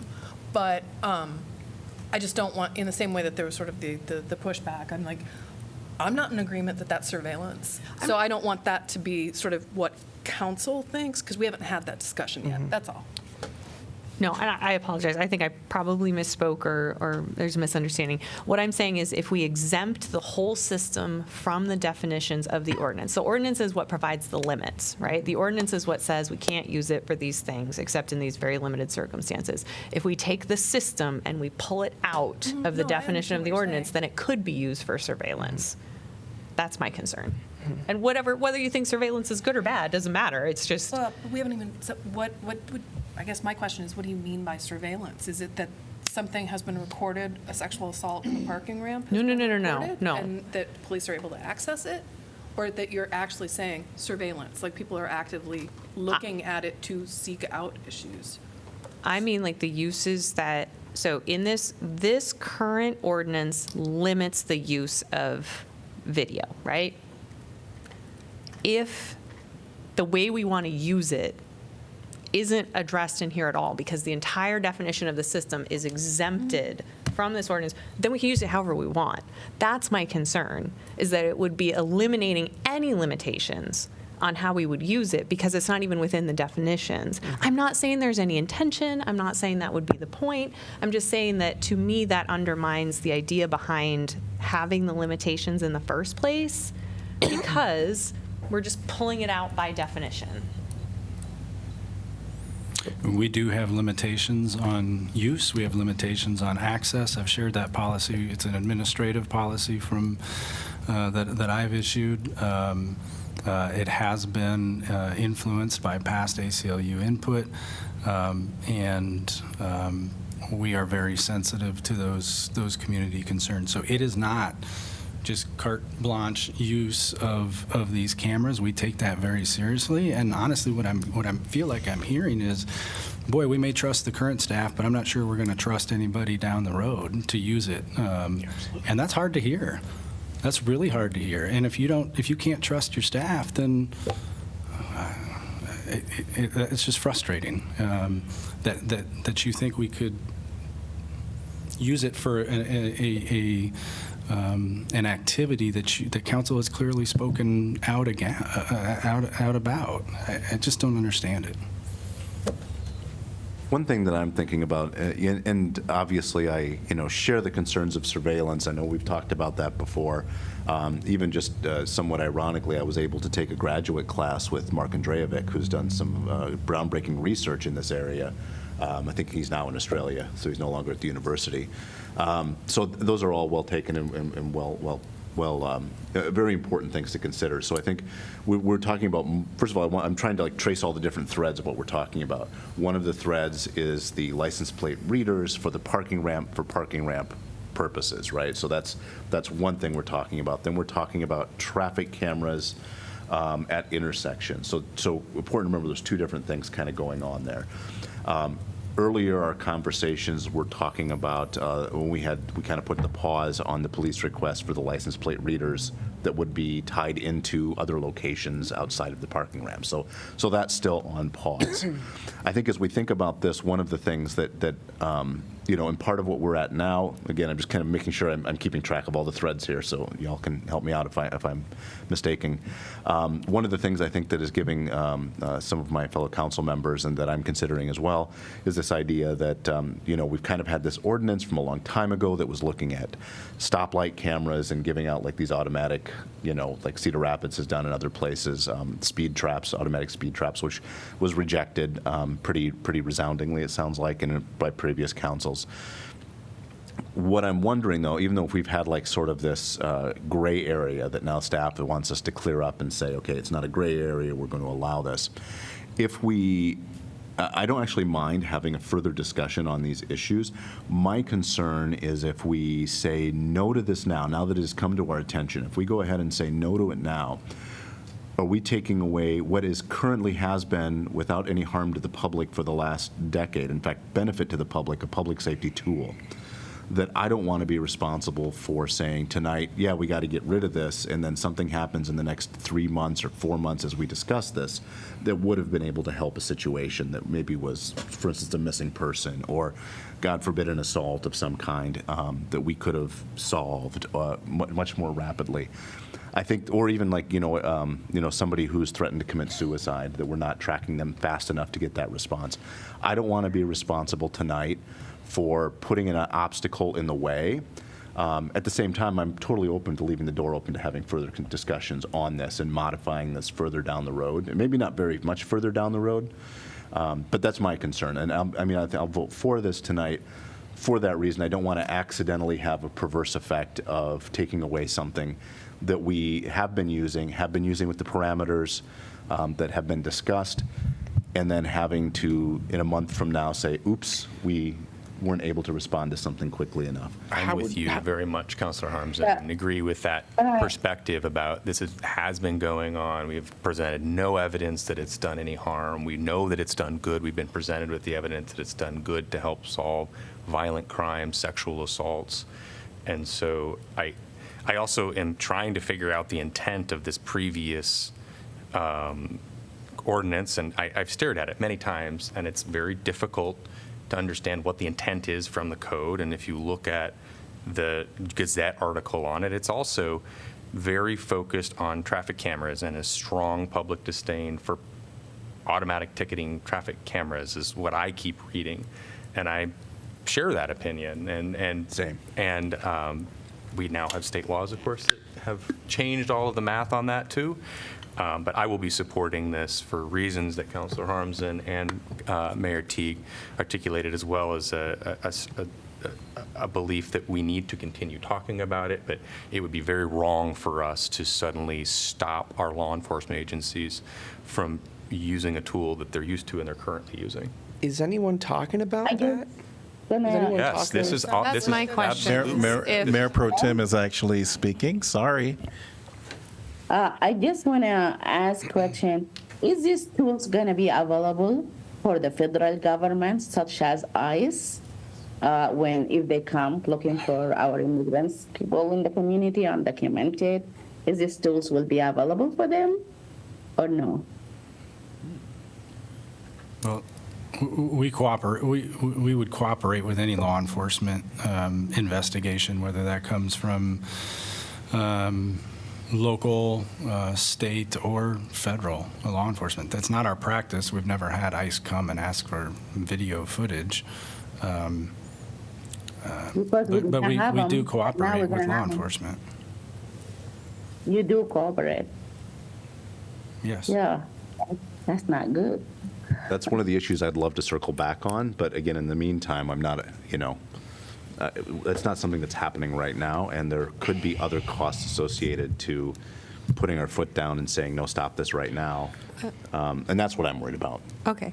I guess just, I'm asking for clarification from staff. I didn't hear that there would have to be a policy change. I mean, if we've been, why would that change in the interim if we were? Well, here's my concern, is that, as you've heard, it has been the staff's understanding that the use that has gone on has been permissible. If not clear, we thought it was consistent with the spirit of the law, and if council's direction to us now is, no, you've got it wrong, you shouldn't be doing this, well then, yeah, we'll need to stop. And if, something happens in the intervening 3 or 4 months and there's some, where police are not thus able to use it to solve a serious crime, and or a defense attorney, files a motion to suppress and argues illegal use under city ordinance, I think they'd have a good argument. The other thing I would add is that, of course, this is an ordinance like any other that requires 3 readings. And so, if you want to continue to discuss this over the next couple of readings and so forth, that's fine. And or, amend it in such a way at a second reading or something as to narrow its effect. If that's the will of the, consensus of council, then, or majority of council, then certainly we can do that too. But my fear is if the word from council tonight is that, allowing the police to use it at all is illegal, stop doing that, then, of course, as staff, we would have to do exactly what council says about that.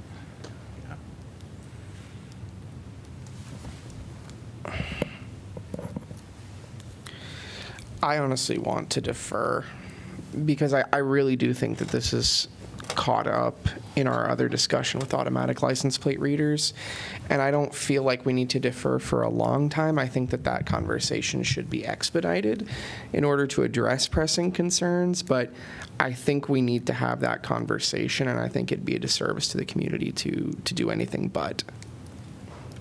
I think even by passage, we don't have another meeting for 3 weeks now. I mean, that gives us some time to reflect more on it, and I don't care really about reflection. I care about public engagement and getting experts involved. Same. Reflection is important too, though. Yeah, no, but that's what I'm saying. No, I'm not saying it's not important. I'm saying that that's what the value is that I'm looking at. And I think if we feel like, but again, if we defer without giving any sort of a thing, does that end us? The situation I'm trying to avoid is exactly what our city attorney has articulated, probably better than I did. It's a deferment in us in that same place. Does that leave a quasi gray area? Whereas if we approve it, and it's still leaning towards voting yes on this, because if we approve it and we decide at the second reading or the third reading that we don't have enough, or we need to, if I on further reflection agree with you, we could defer at that time. In the meantime, Reverse our votes. I mean, that's kind of why I'm still thinking that it makes sense to go ahead and vote. For what it's worth, infamously or famously, because it was actually a good outcome, the original Hickory Hill P&Z thing from way back when started off with everybody approving, right? And I think that was before just about everybody. You were on council. And by the third reading, it had flipped. So, I mean, we've got the possibility. This is not an inevitable juggernaut. We can have these discussions and flip while still maintaining a timely calendar on this, right? Okay. Could we go ahead, I really just feel, I feel that, this is really with everything going in again at the Capitol, at Des Moines, against like the immigrants and undocumented people, I think this is really will be like adding, another tool to what's happening right now. So this is really going to affect them, and they will start feel like will be another fear to be added to what's going on at the state level. So I'm not going to be supporting this.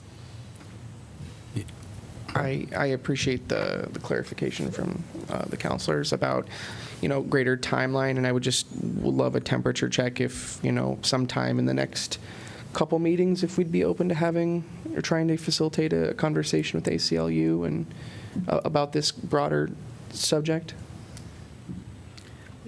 Yeah, so I think it's on our work session, and we'll try to prioritize. There's a lot of priorities that the council has. And as you see, our work session today was full. So absolutely, we'll try to, move it up as quick as we can. Thank you.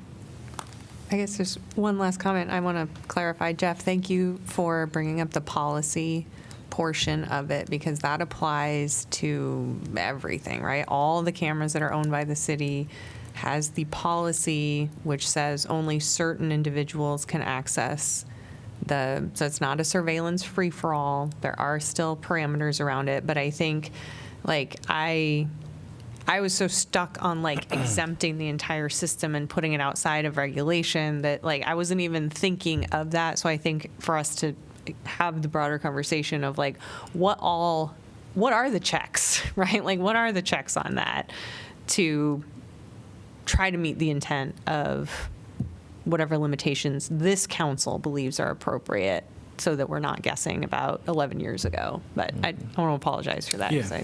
So that we probably shared that policy with you back when we did the PedMall camera installation. And yeah, happy to share it with you again. I think we're very tight, in my view, on how we allow access to those cameras. And the other thing I would say, especially compared to cities of our same size, we are probably really far behind in utilization of camera technology, for good or bad, right? Those are, but if you were to measure the robustness of public camera systems for communities of our size, we're going to come out on the low end, and this change tonight doesn't propel us forward by any stretch. But again, if that's the will, that's the will. The only thing I would add is if, council wishes to impose limitations on camera use and so forth, I would sure prefer to see it in that policy as opposed to the ordinance, because if it's in the ordinance, that makes it illegal. And again, that would really be limiting and could really lead to some tragic results in, evidence of serious crimes being suppressed, in theory.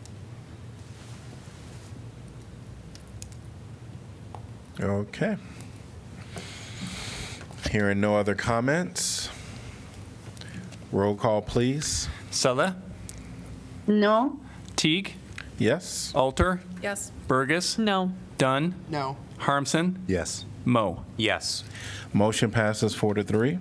Item number 9E is termination of Sycamore and First Avenue TIF District, an ordinance repealing ordinance number 0-3947 and 03-4090, providing for the division of tax levied on taxable property in the Sycamore and First Avenue urban renewal area in the city of Iowa City, Iowa, pursuant to section 403.19 of the Iowa Code of the Sycamore of the Iowa Code. This is the first consideration. Can I get a motion, please? So moved. Burgess. Second, Moe. Moved by Burgess, seconded by Moe, and we're going to welcome Rachel. Hi everyone, Rachel Kilberg-Varley, Economic Development Coordinator. I'm going to present on the next three items actually, so all in one, 9E, F, and G.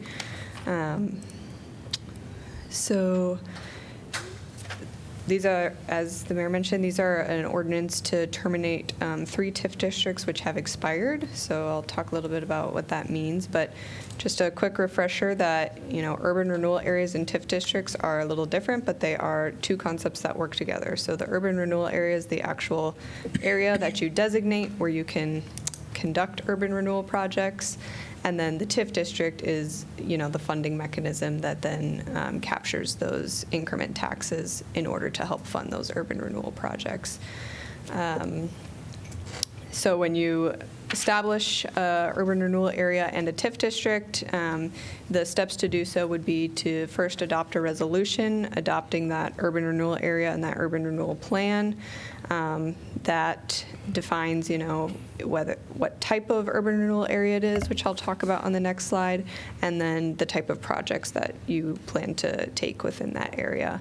And then the second step would be to adopt an ordinance under the 3 readings, or 2 if council chose, to adopt the TIF district, which again is the funding mechanism.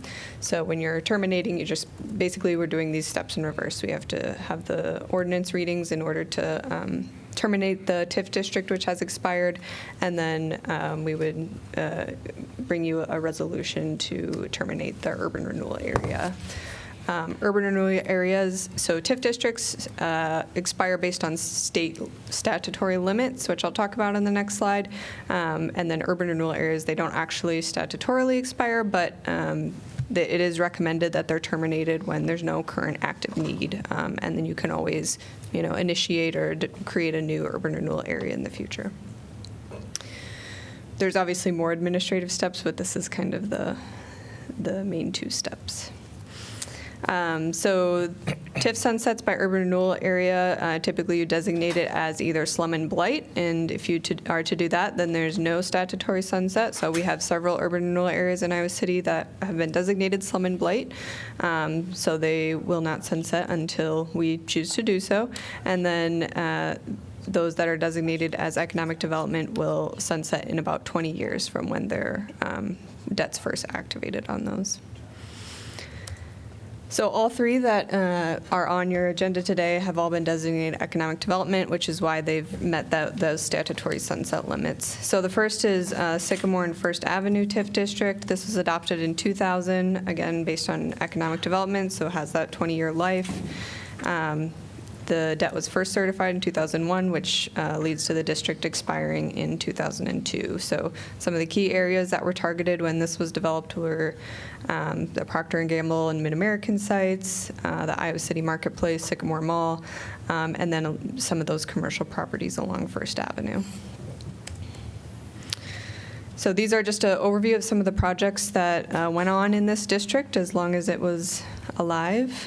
So the first was some building improvements at that Sycamore Mall. So this project required occupancy standards. You can see it resulted in about $10.5 million in new taxable value from before the project towards the end. The second is the Playmore development, which is those kind of red and black buildings like where Java House is along First Avenue. That project required a 15% increase in assessed value and also some occupancy standards. You can see here that one resulted in about $1 million in new taxable value, new assessed value. There was a second attempt at more improvements on that Sycamore Mall. However, so this is with CORE, which I believe was initiated after Von Mauer left, and so that brought in Lucky's. However, then after Lucky's left, then this project didn't pan out. So we only ended up paying 1 TIF rebate, and then that agreement was terminated because it was in default. And then the final project that we did with just some of that remaining unused increment was to try to initiate some energy efficiency improvements on buildings, and Procter & Gamble took advantage of that for a high efficiency air compressor. So kind of looking at the district overall, when that base value was established in 2001, the overall assessed value was $32.4 million. And then by the time it had expired, the overall assessed value was $53 million. So that's certainly not to say that, TIF itself led to that increase, but just to kind of give you a general idea of, what some of the projects, what the outcomes of some of those projects were, and then just overall. So the next area for item 9F is Northgate Corporate Park. So this is kind of the northwest corner of I-80 and Highway 1.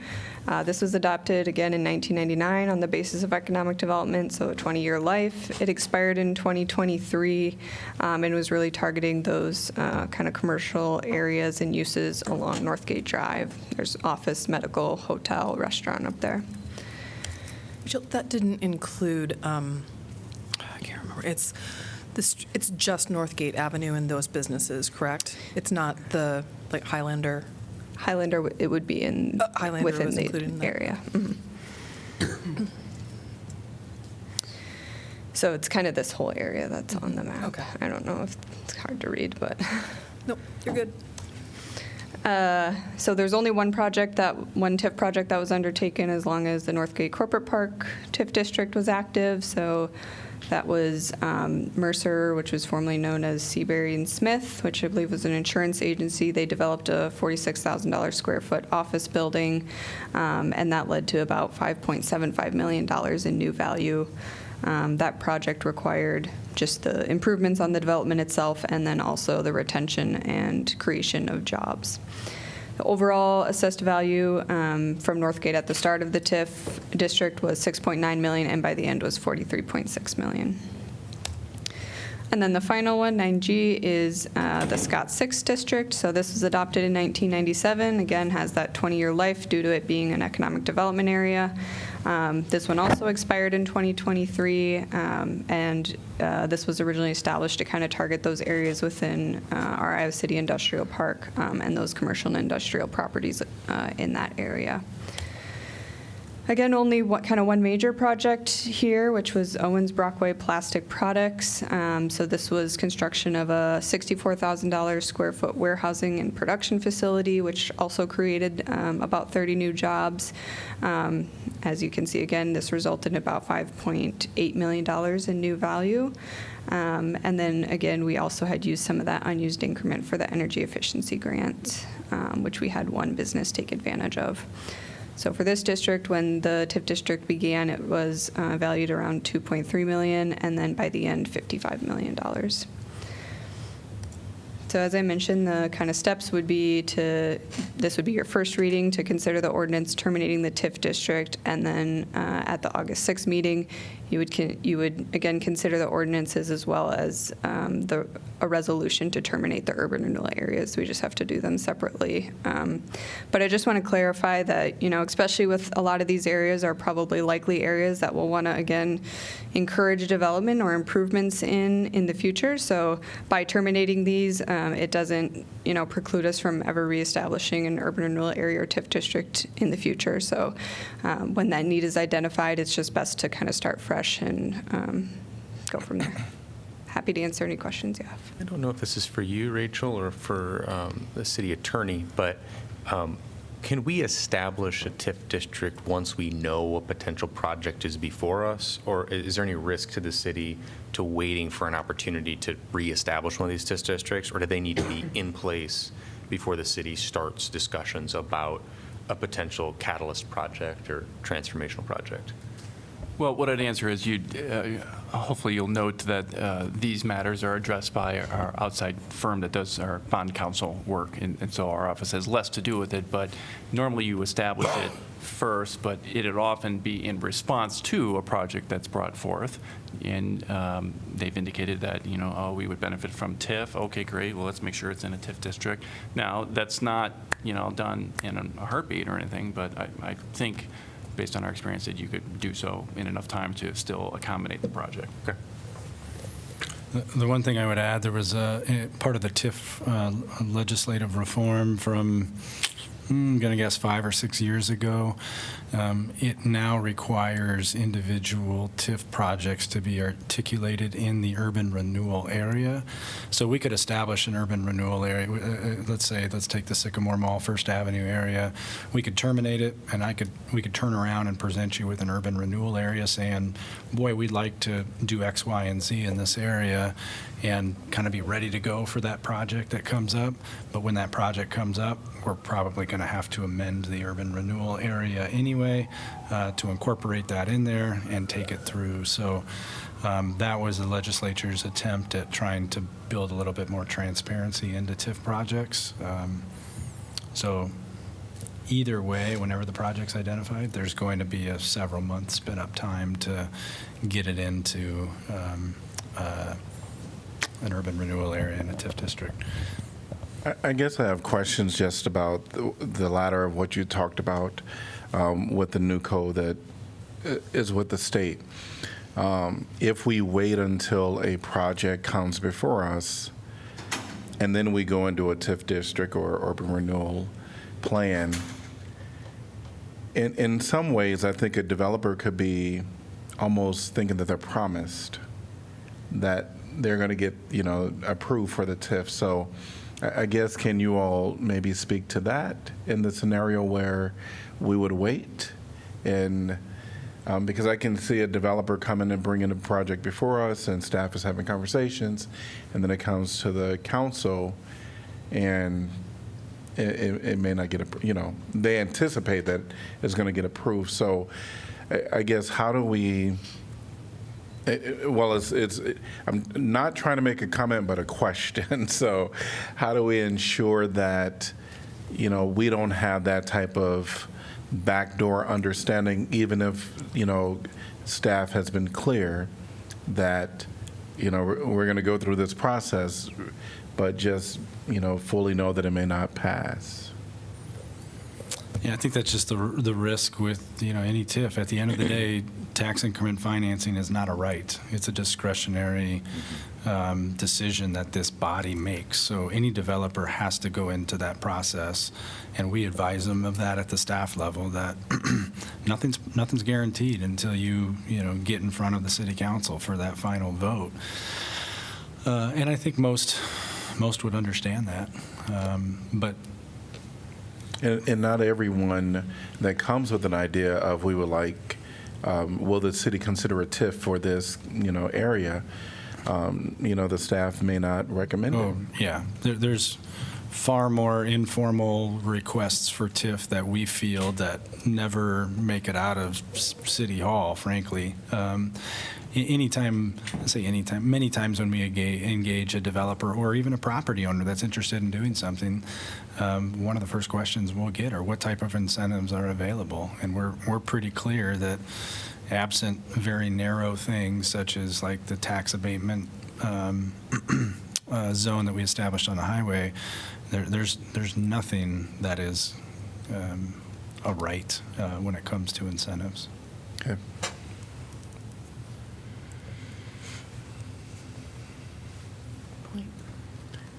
Hearing no other questions. All right. Anyone from the public like to address this topic? Seeing no one in person or online, council discussion.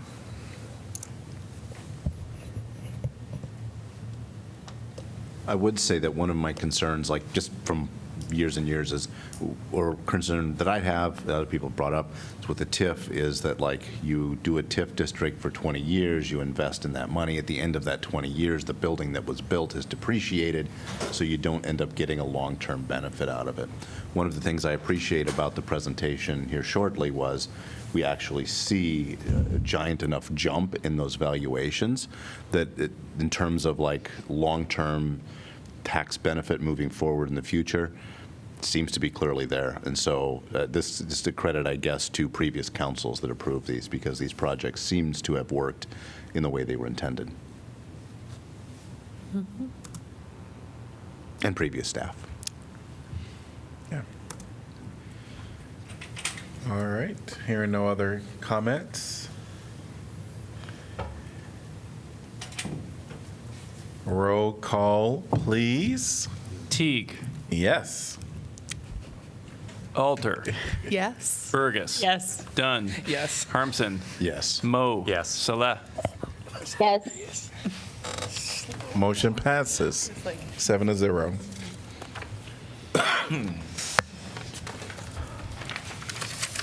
Item 9F is termination of Northgate Corporate Park TIF District and ordinance repealing ordinance numbers 99 through 3879 and 05 through 4150, providing for the division of taxes levied on taxable property in the Northgate Corporate Park Urban Renewal Area in the Iowa City, Iowa, pursuant to Section 403.19 of the Code of Iowa. This is the first consideration. Could I get a motion, please? So moved. Second, Burgess. Moved by Moe, seconded by Burgess, and this presentation was given in the previous one in 9A. Any questions about this for staff at this time? Hearing none. Public discussion. Anyone from the public would like to address this topic? Seeing no one in person or online. Council discussion. Roll call, please. Alter. Yes. Burgess. Yes. Dunn. Yes. Harmson. Yes. Moe. Yes. Saleh. Yes. Teague. Yes. Motion passes 7-0. 9G, termination of Scottt 6 TIF District and ordinance repealing ordinance numbers 97 through 3796, providing for the division of taxes levied on taxable property in the Scottt 6 Urban Renewal Area in the city of Iowa City, Iowa, pursuant to Section 403.19. This is the first consideration. Can I get a motion, please? So moved. Second. Moved by Okay. Don, seconded by Alter. And again, the staff gave presentation on this item during their 9E presentation. Any questions for staff? Hearing none. Anyone from the public like to address this topic? Seeing no one in person or online, council discussion. Roll call, please. Burgess. Yes. Dunn. Yes. Harmson. Yes. Moe. Yes. Saleh. Yes. Teague. Yes. Alter. Yes. Motion passes 7-0. 9H, adopting tax increment financing policy. Resolution adopting City of Iowa City tax increment financing policy. And could I get a motion to approve, please? So moved, Burgess. Moved by Salah, seconded by Burgess. And we're going to invite Rachel up again. Okay, so as I mentioned on the last item, TIF or tax increment financing is a tool that we use to provide financial assistance for projects in urban renewal areas. And then our TIF policy would be the standards against which we are considering whether or how much TIF incentive or assistance would be considered. So the TIF policy works in conjunction with oftentimes a financial gap analysis that we do to assess financial need for TIF assistance with development projects. So our TIF policy was last updated in 2017, and this resolution adopts the attached version, which was in your agenda packet. And, you know, we thought it was a ripe time for an update just with both the 21 Southland development and other development opportunities on the horizon. We thought it was a good time to kind of review and update our policy. Also, since obviously since 2017, we've had many new plans like your strategic plan, your climate action plan, your greenhouse gas emission reduction goals. All of those kinds of things have been adopted. So we just knew we needed to align and kind of update it a little bit that way. Your strategic plan calls for adopting flexible incentives which support the economy and local business, and then our Affordable Housing Action Plan, which you've also adopted, identifies infrastructure TIFs as a tool to help boost housing supply in the community. With this policy update, we kind of had a few high-level goals, which was one, we do currently have, as Jeff was mentioning, we have high standards for our TIF-supported projects, and so we wanted to maintain those standards, but then also kind of enhance our flexibility about how we can work with different unique projects to meet our city goals. We also, as I mentioned, wanted to make updates to ensure the policy references your new strategic plan, the climate action plan, the newishly designated downtown historic district, and any other plans that we we've adopted since 2017. And then finally, we wanted to just provide clarification about types of projects that TIF might be used to support. We've done infrastructure TIFs, we've done district-wide, we've used district-wide increment to support non-property tax generating uses like arts and culture and historic preservation. So we just wanted to clarify and make sure that was clear in our policy as well.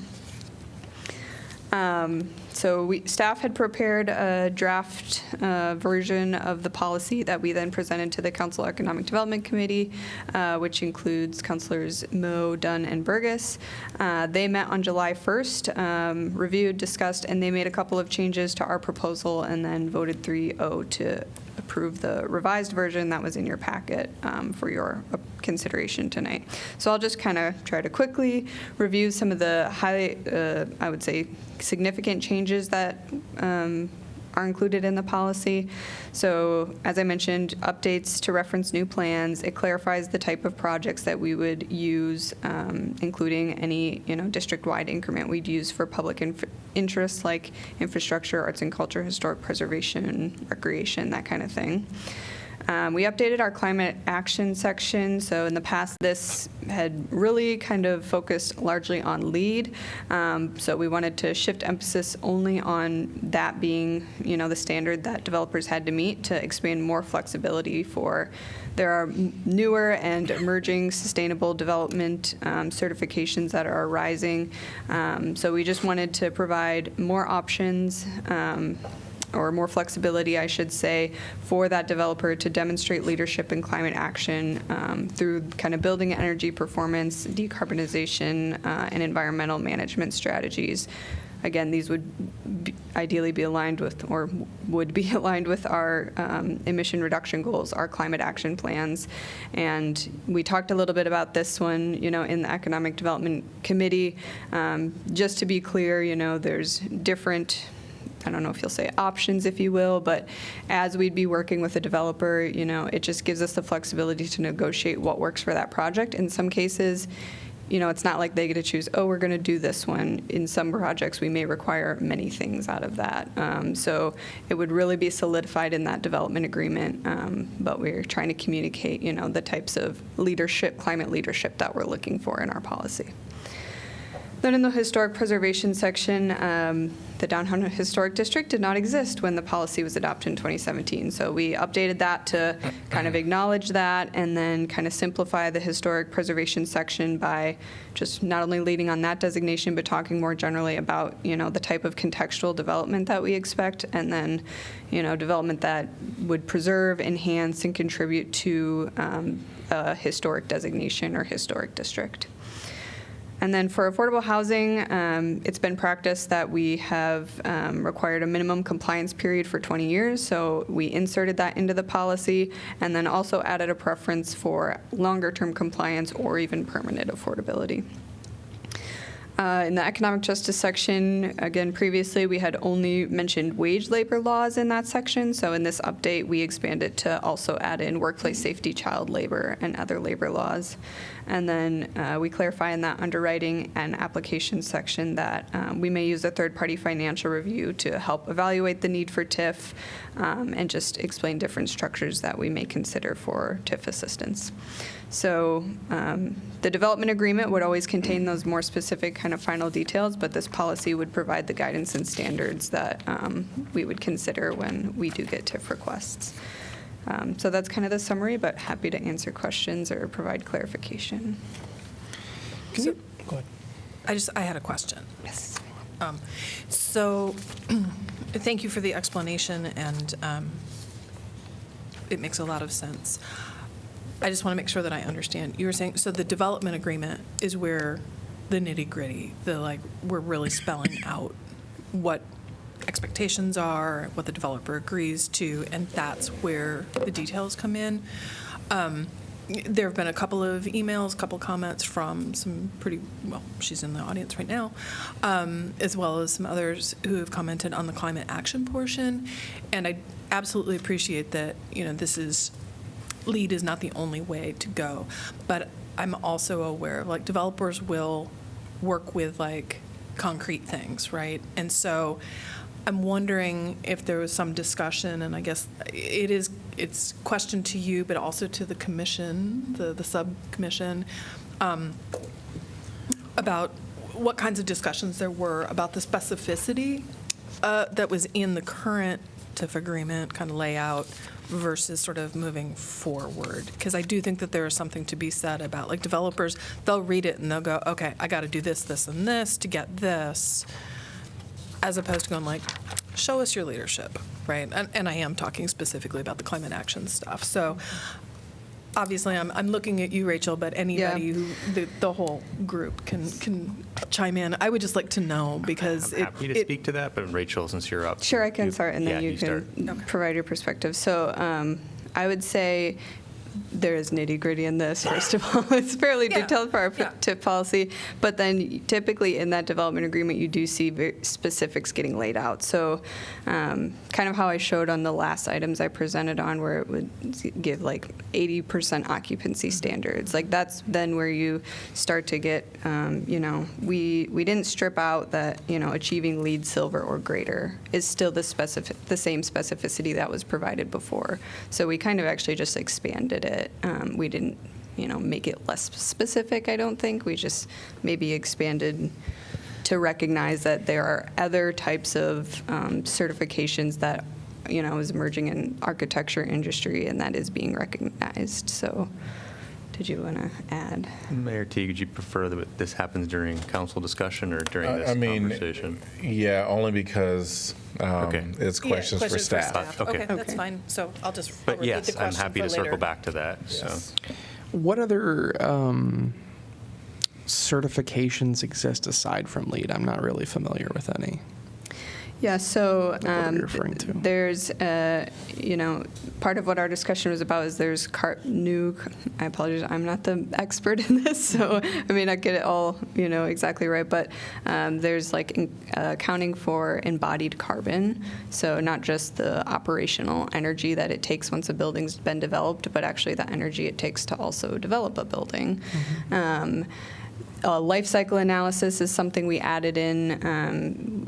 It's my understanding that that's, reputable and widely recognized among the industry, and that's very similar. You can look at different levels of it, but it kind of just like looks at the full life cycle of a building from kind of the construction to operations. And so if I'm understanding this, a developer could achieve some sort of certification on life cycle carbon cost and not LEED, and that would be sufficient. Well, we would still need to negotiate what we think is appropriate for what they're asking. For this particular thing, like that could be like, of course we have to discuss with them, and we have to discuss appropriate natures of things, but like they could say, I achieved, LEED Silver or greater certification for new commercial mixed use or residential construction, or I was certified in another proven sustainable building rating systems or environmental management standards subject to city approval. So that puts it in the hands of, someone saying, well, this is appropriate, this is good, but so that could theoretically happen though, right? It's subject to city approval is the key. So they, they may identify what they believe is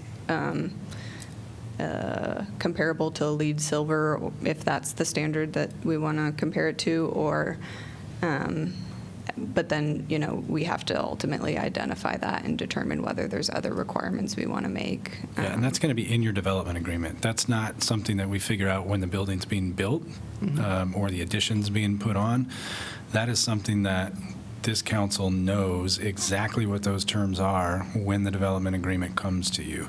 So the TIF policy is going to guide our negotiations. Someone's going to come to us and they're going to say, well, I'm prepared to do LEED Silver, and we might say, that's nice. I think we're going to want something a little bit different on this. What else might you be willing to do? Okay, I'm going to electrify the entire building. I'm going to add some renewable energy. There could be any number of things that we think may be appropriate, or the developer may come to us with some other ideas, right? I want to use mass timber and be one of the, not the first in the state, but one of the first in the state to really execute on something like that. I think it just gives us an opportunity to use the resources we have. In 2017, there was no climate action division of Iowa City. We had no climate action division staff. We didn't have that expertise. LEAD was a comfortable thing to lean on. We feel like we can be more innovative, and if we're so prescriptive in what we're requiring, that innovation goes away, the creativity goes away. But the most important thing you need to know is at the end of the day, you have to get comfortable with the development agreement. Even if staff is at that development agreement stage and we say, yep, we check that box, we check that box, we check that box, you guys may say, you know what, I'm not comfortable with this. Yes, you meet that TIF policy, but a $10 million TIF over 20 years is just not something I'm comfortable with, and you have every right to say thanks, but no thanks. Wasn't it the thing that I'm thinking about is the fact that it would feasibly allow us to potentially have lower standards. Is that correct? We could have lower standards than LEED Silver. It's certainly not the intent. But it would allow that. I don't think so. I mean, and again, I'm trying to think of a circumstance in which we would have a lower standard for. Well, like the standard I was discussing before, like say we're just focusing on, the carbon impact of the building throughout the cycle, right? So I guess that's what's kind of concerning to me. I guess I'd say it's debatable. You could get different people. Like if we say, hey, life cycle analysis is what we want to lean on, there could be very good debate in the public on whether that means the same as LEED or not. Mm-hmm. But staff would not come to you with a watered down climate action proposal, given what this council's invested in since 2017. So yeah, we very much expect that we are going to meet that same standard or exceed it going forward. And frankly, we're going to pay for it, right? Mm-hmm. Mm-hmm. That's what TIF is. I mean, we're paying the gap. So if we want to continue to layer on cost after cost to be more innovative in climate action, we're paying for it. Oh, go ahead. No, I one thing, and this is maybe related to Megan or Councilor Alter's question about the sort of thinking about the development of this, but I want to be very clear that the current policy isn't a code, isn't a law, it's just a policy, and as it's currently situated, this council can do whatever the heck it wants, regardless of what's written in a memo. That's the other part of this, that I got very invested in trying to think about how to make this more and more and more climate aggressive, and quickly realized that's a waste of time. This policy doesn't need to exist. It's just a helpful tool so that we have this conversation, and so that when staff goes and has a negotiation before they bring it to us, they know our values. You're right. This is not an ordinance. This is guidance from council to staff so that staff knows how to craft those agreements before we bring them to you for approval.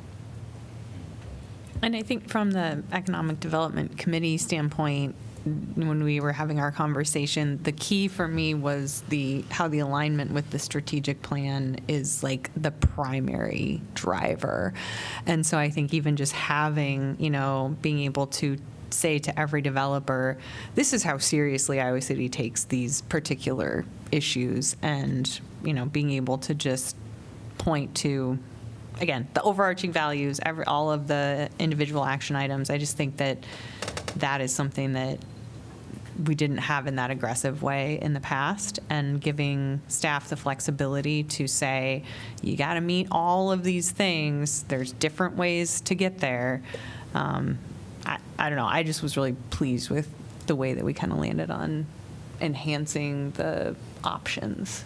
And I'm waiting for your question to staff and your question to staff. All right. Sorry. If it makes you feel better, I think they actually just answered my question. So that was. Isn't that right? All right. Sorry, Mayor. Any other questions for staff? Thank you. We're going to move on to anyone from the public like to address this topic.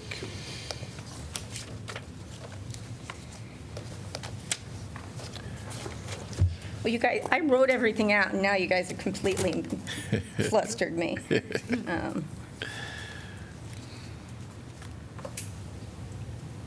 Please state your name and city you're from. Okay. Welcome. My name is Martha Norbeck, and I am from Iowa City, and I actually am an expert in this topic. It is what I do all day, every day. I am an architect, but not just an architect. I specialize in green building. The name of my company is CWise. It is short for Carbon Wise. Like, that is all I do, is thinking about carbon and energy efficiency, like, constantly. I dream about it. And one of the things I say to every client is you can't manage what you don't measure. You can't manage what you don't measure. So if you don't set a floor for these policies, like this is the minimum we'll accept, you're just opening up the door to people to come to you and say, well, what about this great new idea? And staff does not have the expertise and capacity to evaluate every possible idea someone might bring to the table. To answer your question, Councilman Dunn, there is actually a very good zero carbon certification program out there, but it is not the same as the suggested language of decarbonization strategies that exceed building and energy code requirements. That means nothing, because there is no building and energy code requirement for a decarbonization. None, nada, zip. It doesn't exist. So if someone comes to you and says, oh, we want to decarbonize by doing, this barn timber on the wall because it's reused, we've saved all this carbon. Well, that doesn't mean diddly. But if you actually did the zero carbon certification or a robust analysis up front and then went on the back end and did an as-built analysis, that might start to have some teeth. Why don't we set a minimum 30% reduction in carbon compared to a baseline? All of this stuff is actually established in sites, LEED, Living Building Challenge, the zero carbon, the net zero energy standards. All of these standards exist, and they have components that you could pull for them and say, at a bare minimum, the floor of our criteria is going to be this site's credit for infrastructure development, because that's been vetted by a gazillion experts, not the people in Iowa City who don't have time to research this. There are existing standards that you can borrow from. Instead of saying, we just want to have notable performance above the adopted energy code, what does that even mean? Is it 50%? Because 50% is hard to achieve, but 40 is easy. So, there's that threshold. So you could set a floor at 40 and say, at the very least, you have to give us 40. So there are ways you can give this teeth, and I Thank you. encourage you Thank you. please Thank you. defer the vote. Thank and you. give more consideration. Thank you. Anyone else like to address this topic? Seeing no, yes, welcome. Yes, take your time. My name is Amos Kitchen. I live in Iowa City, and mine is a very short one. I just want to alert myself. Probably this is because I do not have access to the documents you guys have access to, and that makes it very difficult for me as somebody from the community to read and maybe ask good questions. But I'm worried about equity issues in some of these things, and in the analysis, in the evaluations, and other things. Do you have, in some way, in which the projects we're talking about, the concepts we're talking about, are addressing disparate impacts on minority communities? These could be issues of cultural markets. The minorities tend to start from small little things, and sometimes those matter too. So in your evaluations, I was just worried if those are there. I'm not saying they are not there, because I don't have access to that. That could be my problem for not being able to read harder. Thank you. Anyone else like to address this topic? Seeing no one in person or online, council discussion. Move to defer to our next meeting.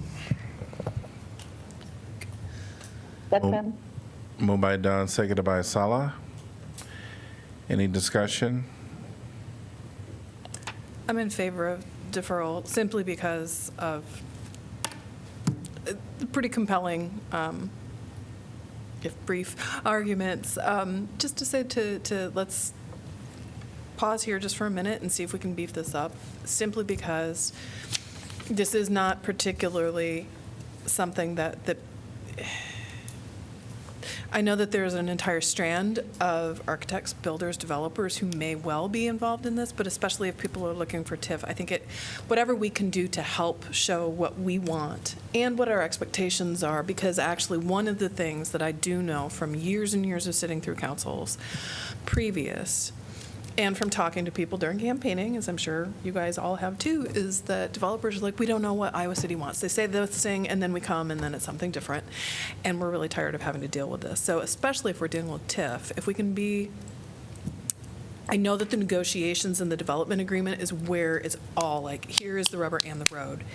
But if we can provide them with the advanced thing where they can recognize and go, oh, 40% of da-da, then I think that makes sense. So I would like to defer as well. I mean, this is where my thinking is, so that we can try and, there's been so much work on this, first of all. I want to applaud the group that has worked through this and staff. But I think in this instance, we might have the opportunity, since there was no climate action commission in place before, I think it's worth to look into consult with Sarah or others to say, okay, how can we make this have some teeth and provide guidance? I think I appreciate you kind of talking about who can the staff kind of have conversations with, because it can't be just us figuring it out. Otherwise, they will have no direction outside of whatever we say right now. And that's the concern that I have, is that if we defer it, we have to give staff, some direction as to where to go. I do have just one comment, because, TIF has always been big, major projects.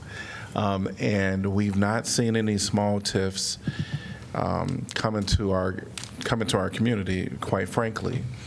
And personally, I would like to, see what are the opportunities of the, maybe this is more of a comment for the staff, where maybe no one has come with a smaller project, but I would love to see opportunities for smaller businesses to have access to this. And again, this is going to, they have to increase the property value of whatever they do, but we haven't seen that. Well, and Mayor, if I can hop in really quick on that, one of the pieces that the gentleman out front was talking about was equity. And if, in fact, we turn that lens a little bit towards small business owners and allow them perhaps the opportunity for TIF, that too has a piece of equity in terms of our business community, potentially. So I'm happy to kind of go back to the initial question about sort of process and how we got here, because I think it actually addresses some statements that you made about process and what the staff needs.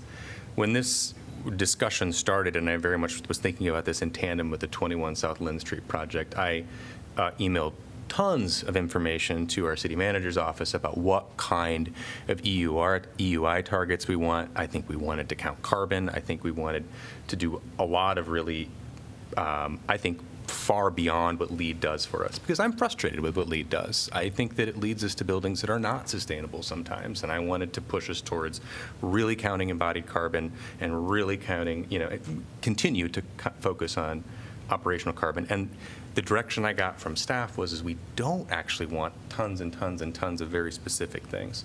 So what you're saying, the developers say it's confusing to know what we're communicating or what they ought to do. I feel like I heard an opposite message. And so I don't know if that changes the way you think about this, but I went from wanting a lot of very prescriptive requirements to then understanding what this document really is, which is not an enforceable document in any way, to understanding it's just a tool to communicate values. To that end, I would actually say that the other piece of this is that this document will guide how council needs to decide on projects, because it is, in fact, it's reflective of hopefully this council and future councils' values.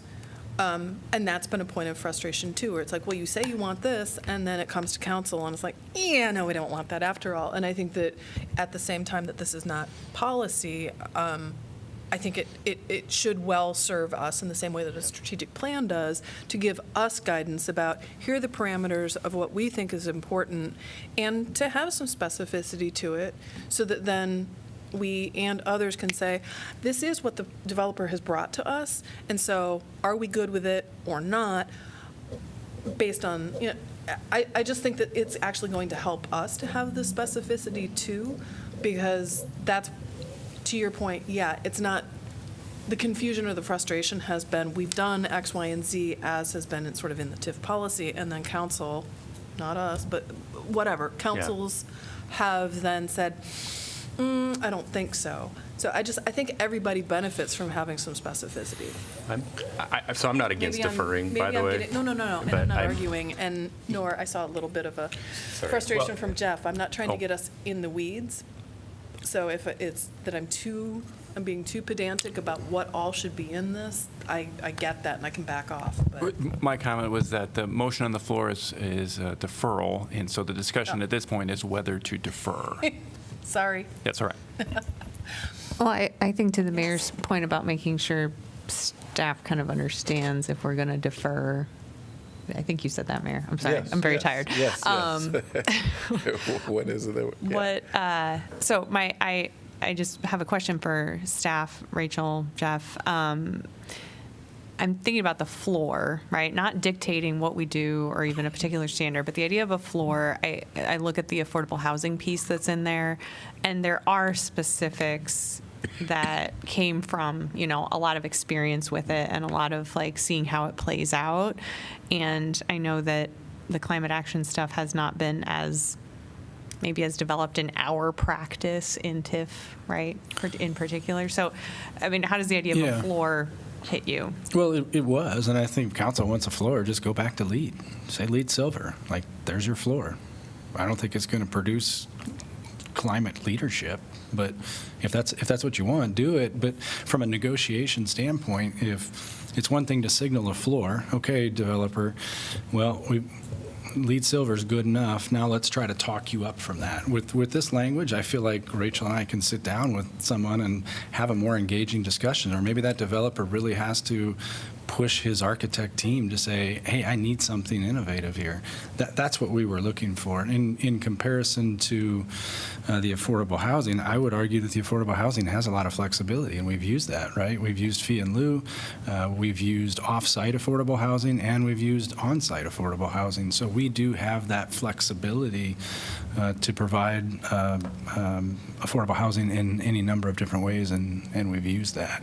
But if a floor is more comfortable, and that's okay, in a lot of ways it makes Rachel and John, it makes the negotiation a lot easier for us. We're just going to lean on that floor and say, let's go with LEED Silver. And I just don't think at the end of the day we're going to, if that's what we lean on, I don't think we're going to bring you projects that maybe can push the envelope a little bit more. One thing I'm interested in, by the way, I want to echo something that Councilor Alter said earlier about thanking all the people that have put the work into this. I was reading through, and I love redline version, so you can kind of see where it started and where it went. And kind of looking at, one of the things that jumped out at me is this idea of this may include one or more of the following, and LEED is still in there, like that doesn't disappear. What I'm wondering after hearing some emails and some comments, since we're already doing sort of a list, one or more of the following, is including or looking at some of these other standards. And again, this is now getting out of my area of expertise into Councilor Moe's and certainly Sarah Gardner's. A few things like that in order to look at this list and take a look at like the decarbonization. Is there something that, according to name of organization or comparable as approved by our the staff that we have that focuses on Sarah Gardner and Yeah. wherever her successor may be, in the We could future. list any number of comparable ones, I guess, and Counselor Moe is probably a better position to answer this. I would say, it's an evolving field, too, like what was available in 2017 and what was thought of as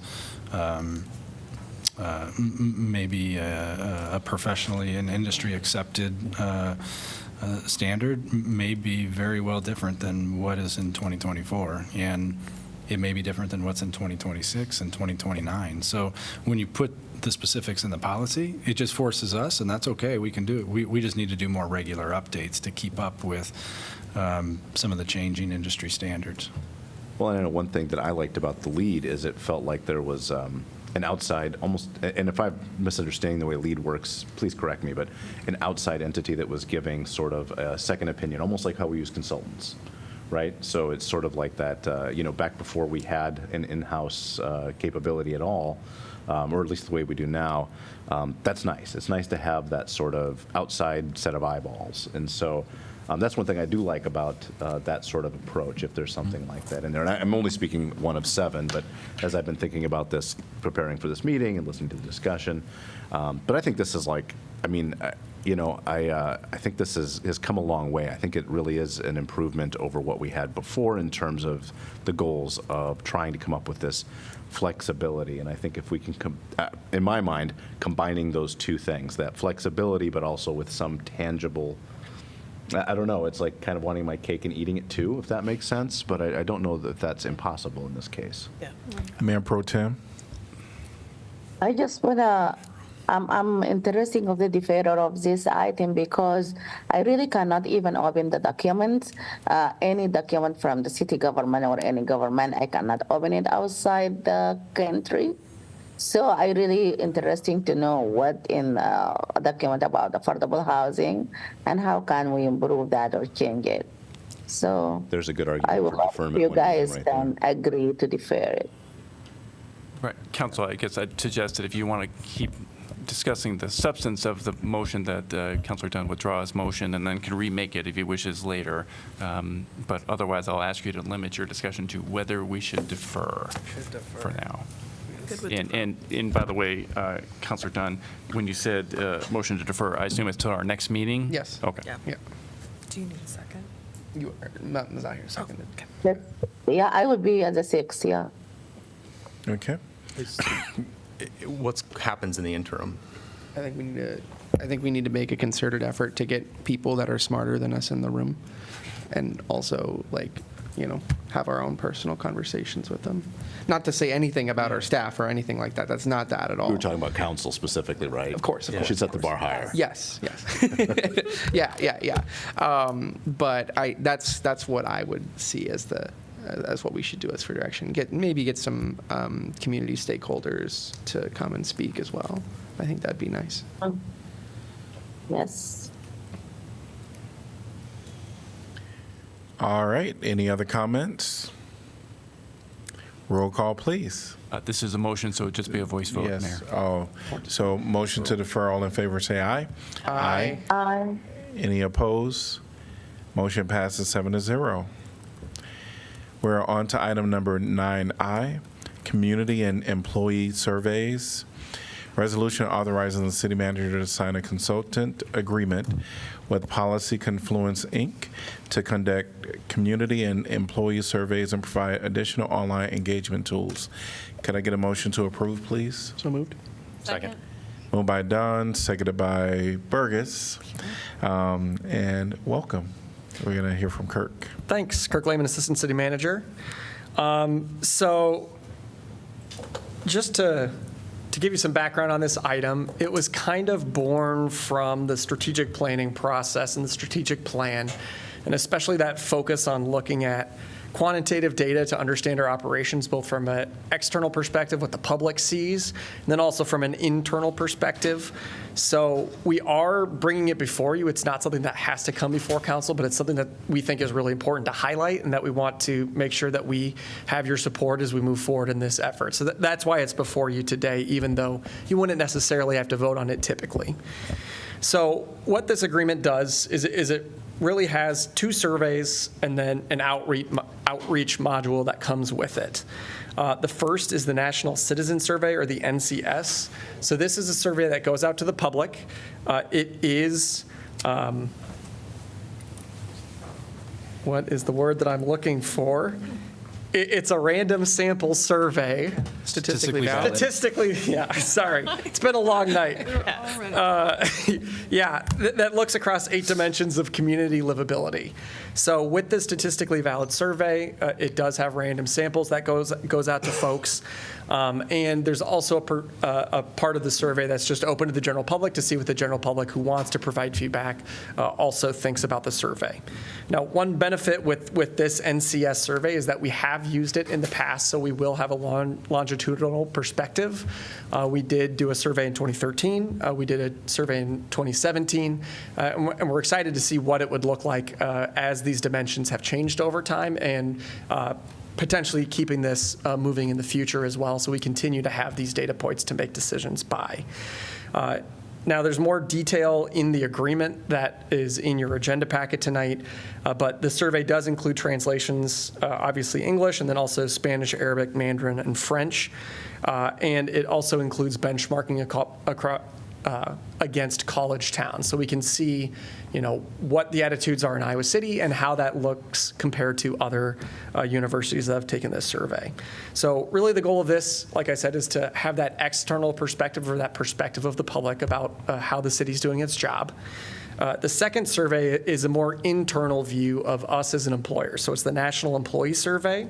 It includes a survey instrument that goes out throughout the organization, and it's really tied to those strategic plan goals of making Iowa City a workplace of choice within the region.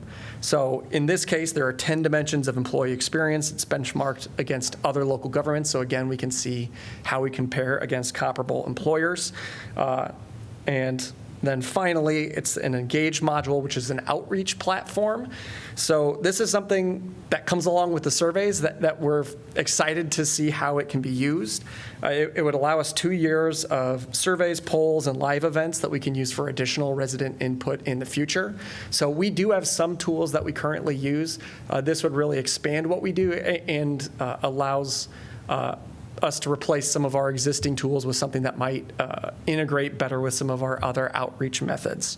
As part of that, it does have a bonus dashboard, so that would have our comparative data that you can see, and then also the community statistics from the resident input as well. So there are some bonuses that come with this. But we're very excited about the possibilities that this has in terms of outreach. In terms of timeline, the timeline is we are looking at fall for the 2 surveys, so we would do alternating falls. So in fall of 2024, we'd be looking at the National Citizen Survey, and then in 2025, we'd be looking at that National Employee Survey. So again, a 2-year process that we're looking at. Just wanted to bring it before you and see if you had any questions and get your thoughts about it. So that's my presentation. Yeah, absolutely. I just want to, it's great that you have this in multiple language, but my question is, how the people know about it so they can fill out the survey? Yeah, so we would promote it on our social media channels or our general outreach channels for the general survey that's going to the broader public. In terms of the randomized sample, that's going to be postcards mailed to individual addresses that are randomly selected. It will have the different languages on it. Essentially what's going to happen is a postcard goes out that says, you've been selected to do a community survey. It's part of the City of Iowa City's outreach efforts, some background information. And then it would have, if you want to take it in English, here's the link. If you want to take it in Spanish, but not in English, obviously, but in each of the individual languages, that would be on that postcard so that folks with different language backgrounds would have the ability to read that and say, oh, this is the survey that I need to take. Yes, I understand that. But, I just want to give you a tip because I've been doing a lot of survey while I was in the Center for Worker Justice, especially with immigrants. Mm-hmm. So a lot of immigrants, they don't like to fill out survey. But I think if you partner with immigrants organizations and just send them the survey, and their client who come like on the daily basis can fill out that survey, they can do that. And this will help you get the perspective of the people who normally don't like filling out survey. Yep, we often work with, immigrant groups and trying to get out word on stuff. And for the general survey, that would work really well. For the randomized survey, it might be a situation where you have to figure out if there are households, but I don't know that that would be possible for a randomized survey. No, it's for a randomized survey, if it's fine, and I'm talking about the general the general survey, absolutely. Yep. Yeah, that will really make the people, because the people will come for service, as a service to those organizations. Sure. And when you ask them to fill out that survey, they will be happy to do it because they are coming for something else. And they will do this as a part of, like the organization ask them to fill it out. Absolutely.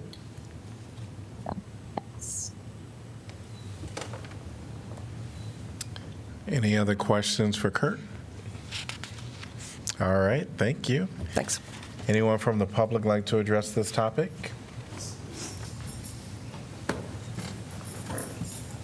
Welcome. Again, my name is Amos Kicha, Iowa City. I really applaud the gesture of community surveys. Will you use the mic, please? Thank Yes, you. I'm sorry. Yes. Yeah. I happen to also be in the Iowa City Truth and Reconciliation Commission. And we are running into problems because of issues of data. Some communities, we don't know much about them, and they're not being addressed properly, they're not being engaged properly, like the councilwoman just asked. And that's a problem we are having, and I would want our community and the city, everybody to take this very serious, because that is the way we know where we're hurting. That's when I can know which feet or which finger of mine is hurting in our community. Yeah. So I feel like we have not been engaged very much in terms of the preparations, the questions we are going to asking, because we are from here. We are made up of people from different cultures. Sometimes the concepts you think, like if you ask me, how am I feeling today? I might be sick, but given my culture, I will try to say, I'm feeling good. That is very different from the scientific forms that we are used to. The random sampling will be a problem for our community, because most of our minority communities tend to be concentrated in some areas. Everyone knows that. The new immigrants who have just come recently, they can't afford to buy houses in other places. They tend to. And some of these things you're worried about, I haven't seen it. I don't even know the questions, how they look like. I don't even know if it's going to address my concerns in the community. So that is where I would want you to reach us a little bit better. One way is to find out which are the immigrant or minority organizations in Iowa City. Who are their leaders? They are there. And they've been there for a long time. Talk to them. They have boards of people who probably can help a little bit, who know how to talk to our people. It's not that we are difficult to talk to, but sometimes the questions can be interpreted and the data will probably show a completely different thing. That is, and when our council people start to make policies, that's not going to help our people very much. So I will tell you that the engagement level in that one is at the moment very, very low to me. Thank you, Council. Thank you. Anyone else from the public like to address this topic? Seeing no one in person or online, council discussion. Really appreciate you guys bringing this to us tonight and keeping us aware of the ways that we're trying to improve our engagement with our community and our employees. So just, would want to send commendations for that, and also very thankful for the feedback from the community as well as Councilor Saleh. I think it's all incredibly valuable and should be considered. Yes, thank you for bringing this forward. I think it'll be a very useful tool. Yeah. Ditto, ditto, ditto. All right. If no other comments, roll call, please. Dunn? Yes. Harmson? Yes. Mo? Yes. Saleh? Yes. Teague? Yes. Alter? Yes. Burgess? Yes. Motion passes 7-0. Item 10 is council appointments. We have 2 tonight. We have 10A, which we'll start and do that separately for planning and zoning. one vacancy to fill an unexpired term upon appointment through June 30th, 2026. And so this is taking on a partial term.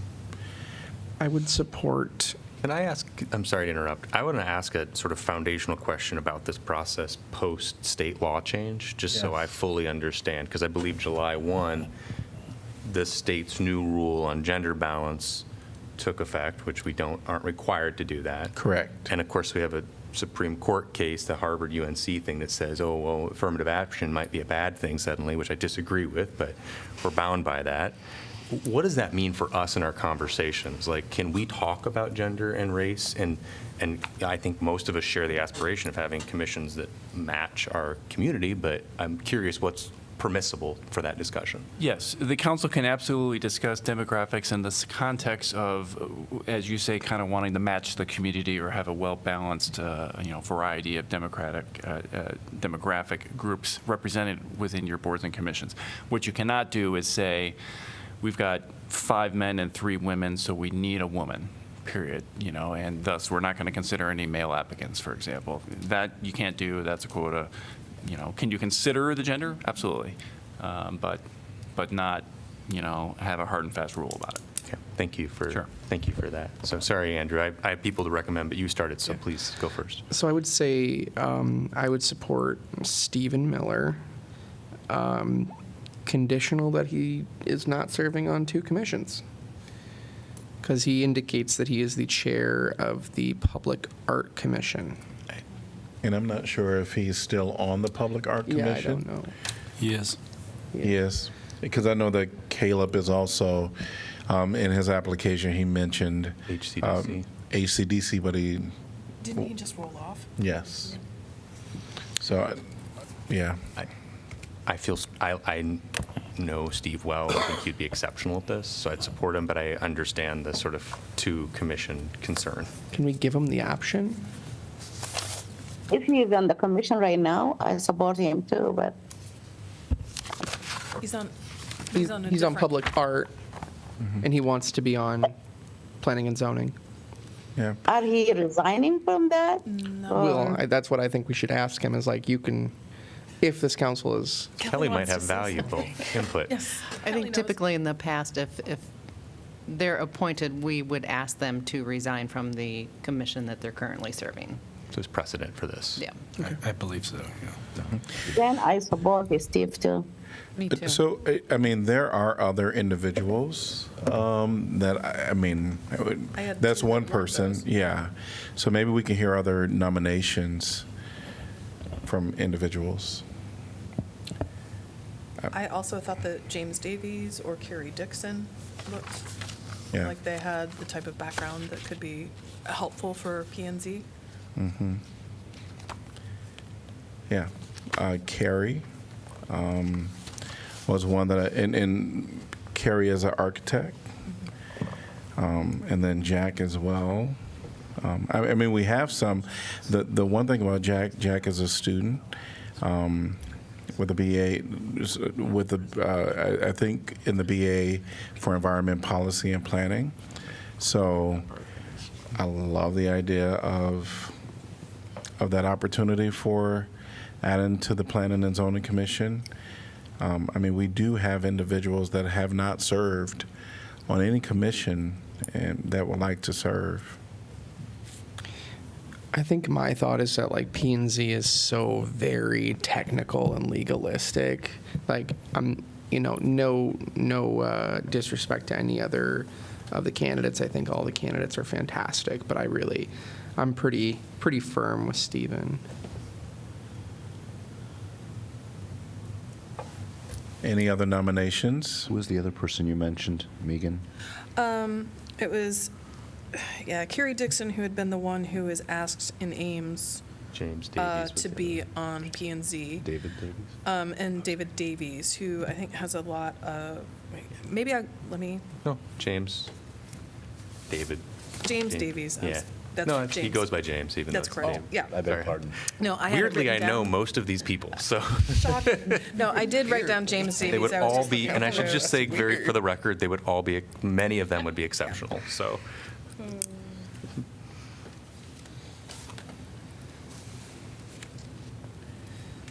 So then we have, are there any other names that people want to put forth? So if I'm understanding correctly, we have David Davies, Carrie Dixon, Stephen Miller. and Stephen Miller. And I can withdraw from Jack McGrain. I'll put it out there. Jack McGrain as well. I guess I love somebody who is incredibly engaged, and I realize Steve Miller has a strong fan base here. I'm just saying, it's 9:30, guys. But he's on his third term for public art. He wants to do this, and we actually have a number of candidates, right? And I like the idea of getting more people involved. So that's just, I'm not against him, but on the flip side, we've got more applicants than we have for the role, and we have somebody who we'd have to ask to step down from a different one while he's serving in his third term. He's got a lot of commission experience, and it's fantastic, and I don't want to cut that off. But we've got more people who want to come on. So just food for thought. So we do have 4 individuals, and maybe people can just state who they want to support, unless you want me to just go down the list. But I'll say the names again: David Davies, Carrie Dixon, Jack McGrain, and Stephen Miller. I think right now I'm leaning towards David Davies, kind of liking Stephen Miller, liking these other ones, but just kind of taking, I think, swayed by the comments about getting new people involved into their various city commissions. Yep, I would be good. And he goes by James, is that correct? Yeah, so I would support James. Any other names? I mean, I gave some other names, but I can support James as well, David Davies.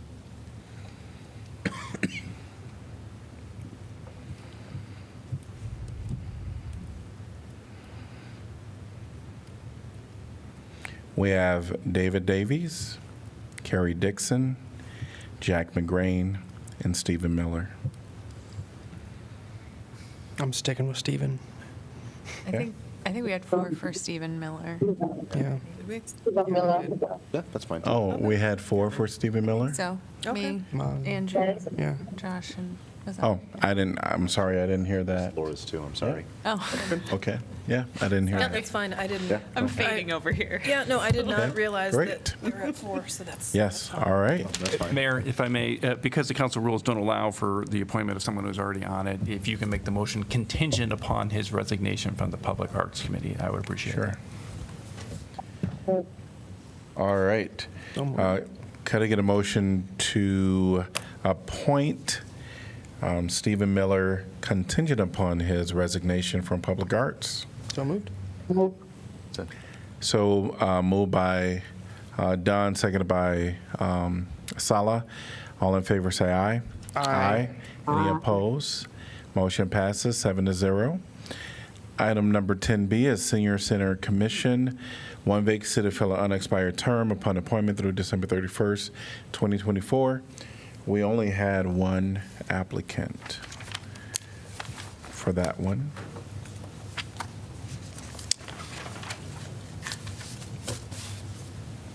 So what are people's thoughts? Problem with the applicant?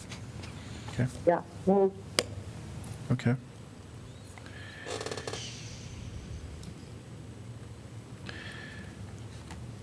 So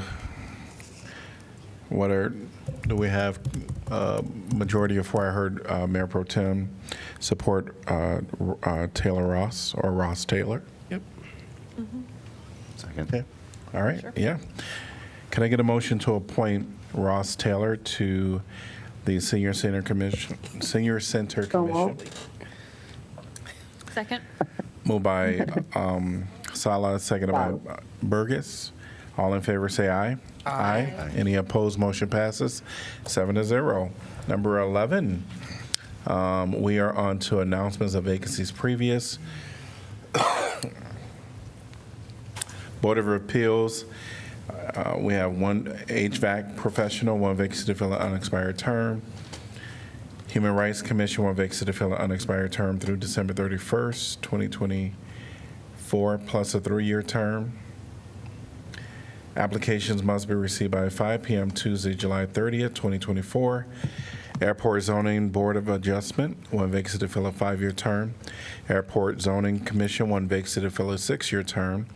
Historic Preservation Commission, Jefferson Street, one vacancy to fill a 3-year term. Historic Preservation Commission, Woodlawn Avenue, one vacancy to fill an unexpired term plus a 3-year term. Vacancies will remain open until filled. We are at number 12, City Council information. No information, Mayor, but I just want to do a little tip of the hat to our Mayor Pro Tem, because while it's late for us, it is now 5:30 in the morning. 5:30 in the morning. Has been literally up all night in this meeting, way to go on that dedication. Thank you. Yes. Thank you. Yes. Thank you. All right.